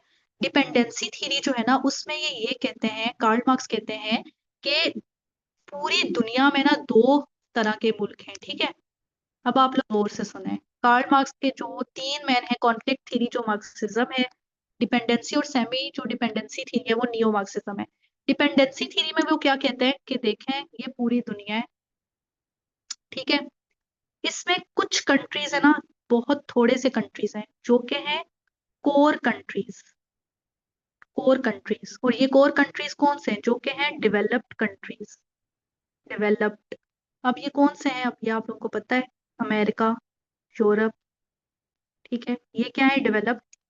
इसके अलावा कोर कंट्रीज के अलावा कुछ कंट्रीज हैं पूरी वर्ल्ड में, ये वर्ल्ड है, कुछ कंट्रीज हैं जो पेरीफेरी कंट्रीज हैं, ठीक है। यहाँ पे कौन से कंट्रीज हैं, पेरीफेरी कंट्रीज। अब ये जो पेरीफेरी कंट्रीज है ना, ये इनके ऊपर डिपेंडेंट है, ये सारे इनके ऊपर, किसके ऊपर, जो कोर कंट्रीज हैं, ठीक है। तो ये पेरीफेरी कंट्रीज कौन से हैं भाई, इसमें आप भी आ जाते हैं, हम भी आ जाते हैं, एशियन कंट्रीज, इसमें आ जाते हैं जी अफ्रीकन कंट्रीज, ये सब सब आ जाते हैं, ठीक है। खैर अभी मैं आप लोगों को मजीद इसमें सेमी में बताऊंगी कि सब इसमें सारे एशियन कंट्रीज नहीं आते, जो पुअर कंट्रीज हैं वही आते हैं, जो बहुत ज्यादा अंडर डेवलप्ड हैं। तो ये ना क्या करते हैं, अब ये आप लोगों को इस पूरे जो चार्ट है इसके आप लोगों को समझ आ गई होगी, ठीक है। अब ना ये क्या करते हैं कि जो पेरीफेरी कंट्रीज हैं, ठीक है, जो कोर कंट्रीज हैं, वो इन पेरीफेरी कंट्रीज को अपने ऊपर डिपेंडेंट बनाते हैं, कैसे, इनको एड देके, कैसे, through economic institutions, for example IMF, ठीक है, इसकी एग्जाम्पल है। So this is the basic concept of neo Marxist dependency theory perspective. ठीक है, तो जिसकी वजह से ना ये जो कंट्रीज है ना, ये इनके ऊपर डिपेंडेंट है, और ये एक विशियस साइकिल में जो है ना फंस के रह जाते हैं, और ये लोग इससे बाहर नहीं निकल सकते, और ये इनके इन्फ्लुएंस से बाहर नहीं निकल सकते।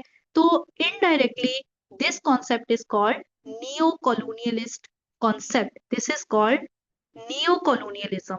कॉलोनियलिज्म मतलब कि अभी भी इन्होंने जो है ना इनको अपने कंट्रोल में ही किया हुआ है, वही कॉलोनियलिज्म वाला जो हिस्ट्री का कॉन्सेप्ट है वही है, लेकिन ये एक नई फॉर्म में अब आ गया है। ठीक है, नई फॉर्म में क्या है कि अब जो है ना डायरेक्ट लैंड के ऊपर नहीं करते, उसके रिसोर्सेज के ऊपर वो जो है वो कंट्रोल करते हैं, उनको अपने ऊपर डिपेंडेंट बना के। सो this is colonialist neo colonialism perspective. अब आपको ये समझ आ गई होगी।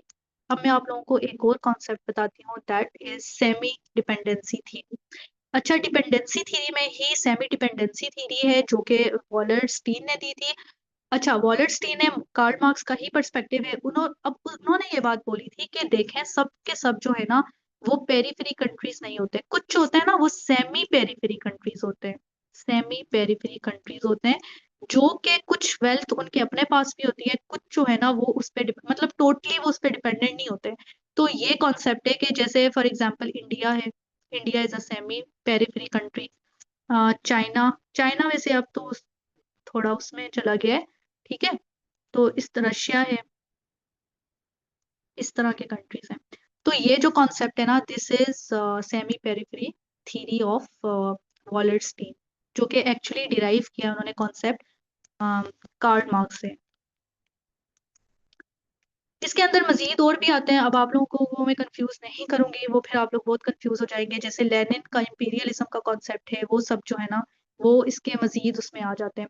अच्छा, वो सॉरी अब मैं भूल गई थी, हाँ मैंने लिखा हुआ है लेकिन मैं ये world system theory, this is not semi dependency theory, this is world system theory.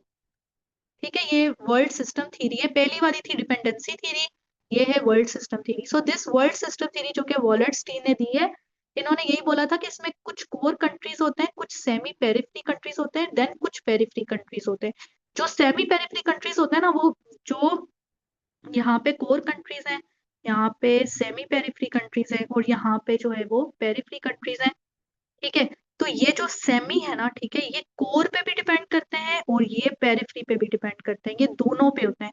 ये कंप्लीटली कोर पे डिपेंडेंट नहीं होते, पेरिफेरी तो कंप्लीटली इन पे डिपेंडेंट है, लेकिन सेमी जो होते हैं वो पेरिफेरी और कोर दोनों पे होते हैं। ठीक है, so this is the basic concept of world system theory. अच्छा, तो ये आप लोगों को समझ आ गई होगी, और इसकी वजह से क्या है, ग्लोबल कॉन्फ्लिक्ट एग्जिस्ट करता है because of this system of neo colonialism. ठीक है, ग्लोबल कैपिटलिज्म, ये ग्लोबल कैपिटलिज्म है ना। ठीक है, तो ये जो मेन कॉन्सेप्ट्स हैं आप लोगों को समझ आ गए होंगे, नियो कॉलोनियलिज्म के एंड ग्लोबल कैपिटलिज्म के। इसकी वजह से क्या है, ग्लोबल ग्लोबल कॉन्फ्लिक्ट है। एक सेकेंड,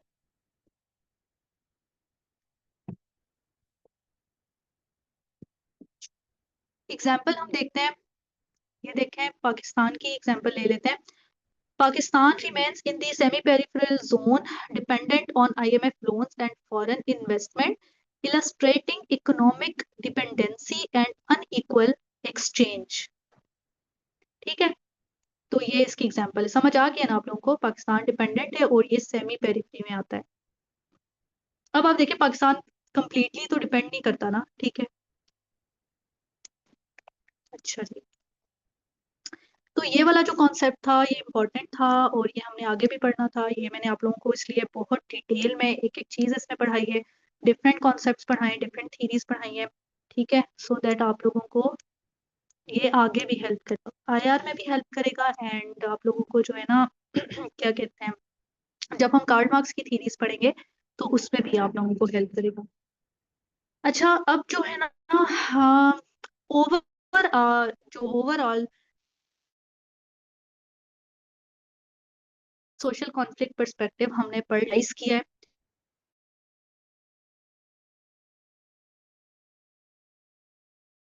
कि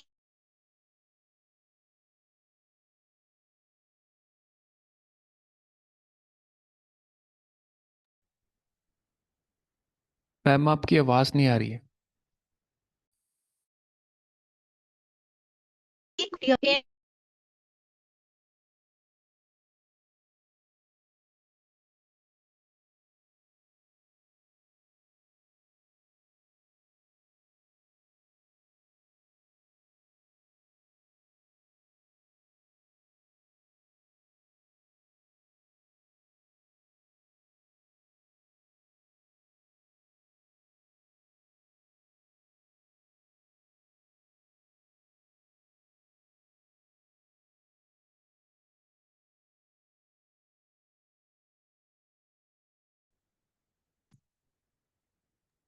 मैम आवाज़ नहीं आ रही है आपकी, ना स्क्रीन शो हो रही है।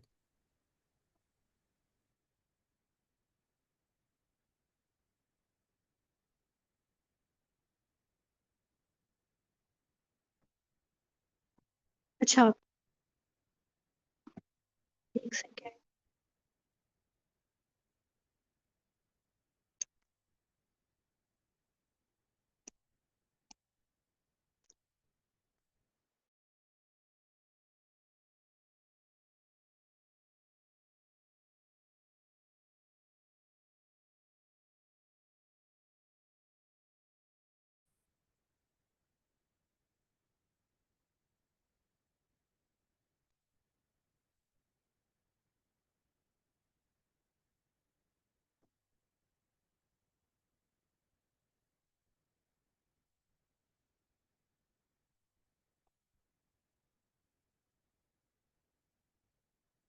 अच्छा, वैसे तो टाइम हो चुका है, लेकिन अगर आप लोगों को ना, मैंने इसलिए डिटेल में पढ़ाया है क्योंकि ये वाले जो टॉपिक्स हैं ना, स्टार्ट वाले, ये बहुत important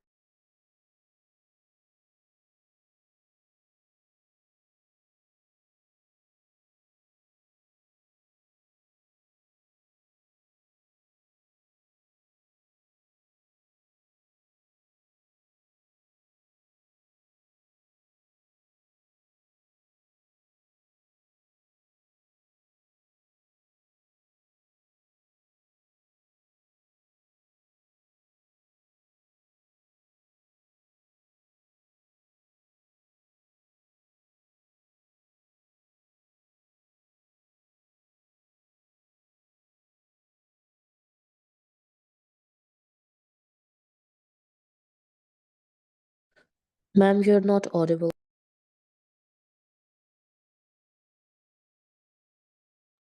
Ma'am is not in the class. Maybe there's some internet problem.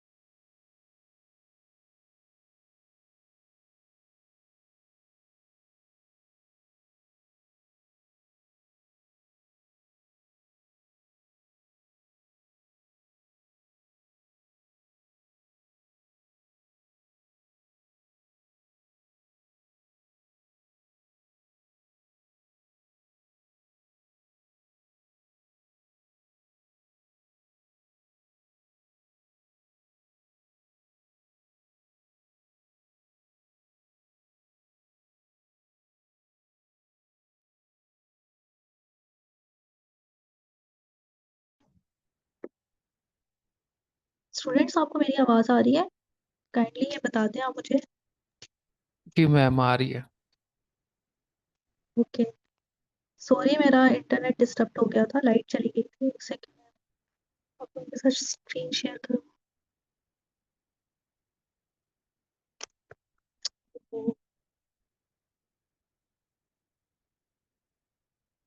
अच्छा, क्योंकि ये सर ने मीटिंग स्टार्ट की थी तो ये फिर अब सर ही इसको वो कर सकते हैं।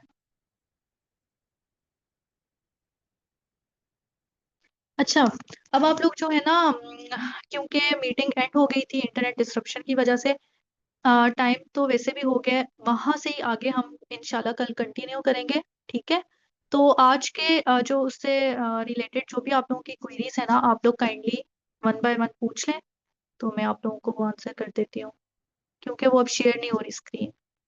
अब सर जो है ना, वो उनको फिर करना पड़ेगा, वो फिर लंबा प्रोसेस है। तो आप लोग जो है ना, one by one kindly unmute करके आप लोग अपनी क्वेरीज पूछ लें। वैसे अच्छी बात है, हम लोग जो है ना, जो थर्ड पर्सपेक्टिव है उसको हम कल कर लेंगे, क्योंकि वैसे भी अभी आप लोगों के लिए बहुत ओवरवेलमिंग भी हो गया होगा। ठीक है, दो कॉन्सेप्ट्स हमने पढ़े, वो भी मैक्रो लेवल। और तो आप लोग जो है वो ये पढ़ें, इसको रिवाइज करें, एक दफा खुद भी इसको रिवाइज करके आए, तो यहीं से आगे हम इंशाल्लाह कंटिन्यू करेंगे कल। तो जितने आराम से हम पर्सपेक्टिव्स और थीरीज को पढ़ेंगे ना, आप लोगों को ज्यादा अच्छी समझ आएगी। ठीक है, तो आज के उससे जो भी आपके क्वेश्चंस हैं, तो काइंडली आप लोग अपने आप को अनम्यूट करें और जो है वो आप पूछ लें। ठीक है, Okay, नेहा ma'am, पहले I आप have a पूछ लें। question. Yes. Ma'am, when we yes, discuss Merton's contributions in structural functionalism, तो उसके अंदर जब हम फैमिली एज एन इंस्टीट्यूशन की एग्जांपल देते हैं तो हाँ वहाँ पर हम स्टेटस को डिस्कस करते हैं. So shouldn't status be a dysfunction rather than a latent function of families? Sorry आपने क्या बोला है, दोबारा से रिपीट करें। मैम आप लोग टाइप कर दें। हाँ जी।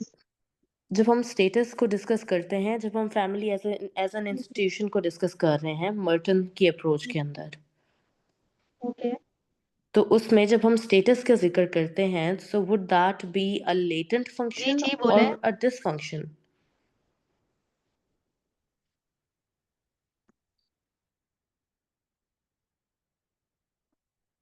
आपकी आवाज नहीं आ रही, आपकी आवाज नहीं आ रही। आप टाइप कर लें क्वेश्चंस। स्टूडेंट्स, आप लोग टाइप कर लें, काइंडली आप लोग टाइप कर लें। मैम आपको मेरी चैट आवाज़ आ बॉक्स। रही है? हाँ जी आ रही है, आप पूछें। मैम बेसिकली उनका जो एस्पायरेंट है, पहले उनका ये क्वेश्चन है कि जो फैमिली का इंस्टीट्यूशन है वो डिसफंक्शनल है या फिर वो लैटेंट है। आई थिंक उनका नो, क्वेश्चन ये। Not the families institution. जब फैमिली के हम लेटेंट फंक्शंस की बात करते हैं और उसके हम डिसफंक्शंस की अच्छा, बात मुझीब करते की हैं आवाज आ रही थी, लेकिन नेहा आपकी तो आवाज नहीं आ रही। स्टेटस में आएगा. स्टेटस जो है, आप मेरी ये आवाज पूछ रही प्रॉपर हैं से कि आ रही? स्टेटस जो है वो लेटेंट फंक्शन में आएगा या डिसफंक्शन में, राइट? Yes, yes. देखें, देखें। अच्छा, देखें स्टेटस जो है वो एज अ, मतलब वो अगर आप उसकी बात करते हैं, वो तो एक चीज है। फॉर एग्जांपल अगर हम बात करते हैं कास्ट की, ठीक है, तो वो एक चीज है जो इंस्क्राइब्ड है, वो बाय बर्थ है, तो उसमें तो वो आप उसको ये नहीं कह सकते ना कि ये डिसफंक्शन है। डिसफंक्शन का ये मतलब है कि उस, फॉर एग्जांपल फैमिली के जो फंक्शंस हैं, ठीक है, to internalize norms and values in children, ठीक है, उन्हें एजुकेशन प्रोवाइड करना। अब आप देखें ना, बहुत सी ऐसी फैमिलीज हैं, ठीक है, जो गर्ल्स हैं उनको एजुकेशन नहीं प्रोवाइड करते, ठीक है, तो वो जो है वो मोस्टली जो है वो बॉयज को एजुकेशन प्रोवाइड करते हैं। सो this is the dysfunction of family. अगर वो कोई इसका स्टेटस है, तो वो उसका कोई वो उसके फंक्शन में नहीं आता। वो तो स्टेटस तो इटसेल्फ वो एज इट इज है, वो कोई ऐसी चीज नहीं है कि जो उन्होंने अपना उनका एक गोल था जो उन्होंने परफॉर्म नहीं किया। तो it's not like that. Actually ma'am जो आपने टेबल दिखाया था ना उसके अंदर status was given as a latent function. I am not talking about caste जी, over here, I am just talking about generally families. तो स्टेटस उसमें एज अ लेटेंट फंक्शन दिया हुआ था. How is it status good? Status in the sense, अच्छा मैं आप लोगों को बताती हूँ। ठीक है, मैं आप लोगों को बता रही हूँ। Okay okay, let me explain. Status in the sense, मैंने वो उस कॉन्टेक्स्ट में बात की है कि पेट्रियार्की जो है ना, ठीक है, फैमिली में जो पेट्रियार्की है, पेट्रियार्कल सिस्टम है जो कि डीपली इंट्रेंच्ड है इन पाकिस्तानी सोसाइटी, तो वो एक स्टेटस क्रिएट कर देती है, मेल डोमिनेट स्टेटस और विमेन का एक मार्जिनलाइज या सप्रेस्ड स्टेटस, ठीक है। तो वो उस केस में जो है ना, वो एक उसमें लेटेंट या डिसफंक्शन में आ सकता है। तो उसको हम इस तरह से कह सकते हैं, वो इसका डिसफंक्शन है। तो उस कॉन्टेक्स्ट में, तो आप उसके कॉन्टेक्स्ट को देखें। और So किसी का it's more क्वेश्चन है, like a काइंडली पूछें। dysfunction. It's more like a dysfunction, right?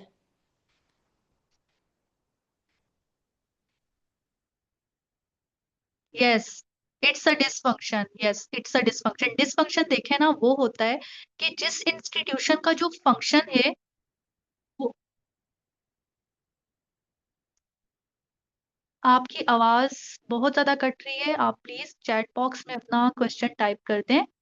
आप लोग ना बाद में बेशक आप लोग ग्रुप्स में भी आपके जो क्वेश्चंस हैं वो आप टाइप करके भेजते हैं, मैं आप लोगों को वहां पे भी जो है वो एड्रेस कर दूंगी आप लोगों की क्वेरीज को, ठीक है। अभी किसी और का अगर क्वेश्चन है तो मुजीब आप पूछ रहे हैं, आप पूछ लें, आपने हैंड रेस किया हुआ है, आप पूछ लें काइंडली। जी मैम, अस्सलाम वालेकुम, आपको मेरी आवाज़ आ रही है? जी जी, आ रही है। मैम बेसिकली मेरे दो क्वेश्चंस जी हैं। वो पूछें। एक क्वेश्चन तो इस टॉपिक से रिलेटेड है और एक थोड़ा सा इस टॉपिक से रिलेटेड नहीं है। वो ये है कि सबसे पहला क्वेश्चन मेरा ये है कि जो थ्योरीज आपने अलाइन करवाई हैं डिफरेंट, वो कौन कौन से सोशल फैक्टर्स हैं जिनके साथ हम जी जी थ्योरीज को अलाइन कर सकते हैं। तो मैम एक तो ये क्वेश्चन हो गया जो आपने बताया बहुत अच्छे तरीके से कि जैसे कि फैमिली का फंक्शन हो गया, जैसे कि कॉन्फ्लिक्ट पर्सपेक्टिव थ्योरी है, वो हम जहाँ जहाँ पाकिस्तानी एग्जाम्पल के साथ जी या कंट्री में कोई भी ऐसी चीज़ आती है कॉन्फ्लिक्ट, तो हम उसको हम थ्योरी को अलाइन कर सकते हैं। उसके अलावा मेरा क्वेश्चन ये है कि ये क्वेश्चन सेपरेटली कैसे आता है, जैसे कि फॉर एग्जांपल ठीक है। सेपरेटली आता है या फिर किसी को लिंक करके दे देते हैं वो हाँ किसी सोशल फैक्टर के साथ लिंक करके दे देते हैं वो क्वेश्चंस, या फिर ये अलग से क्वेश्चन आता है पर्सपेक्टिव का, सोशल पर्सपेक्टिव का। And what is the difference between social perspective and sociological theories?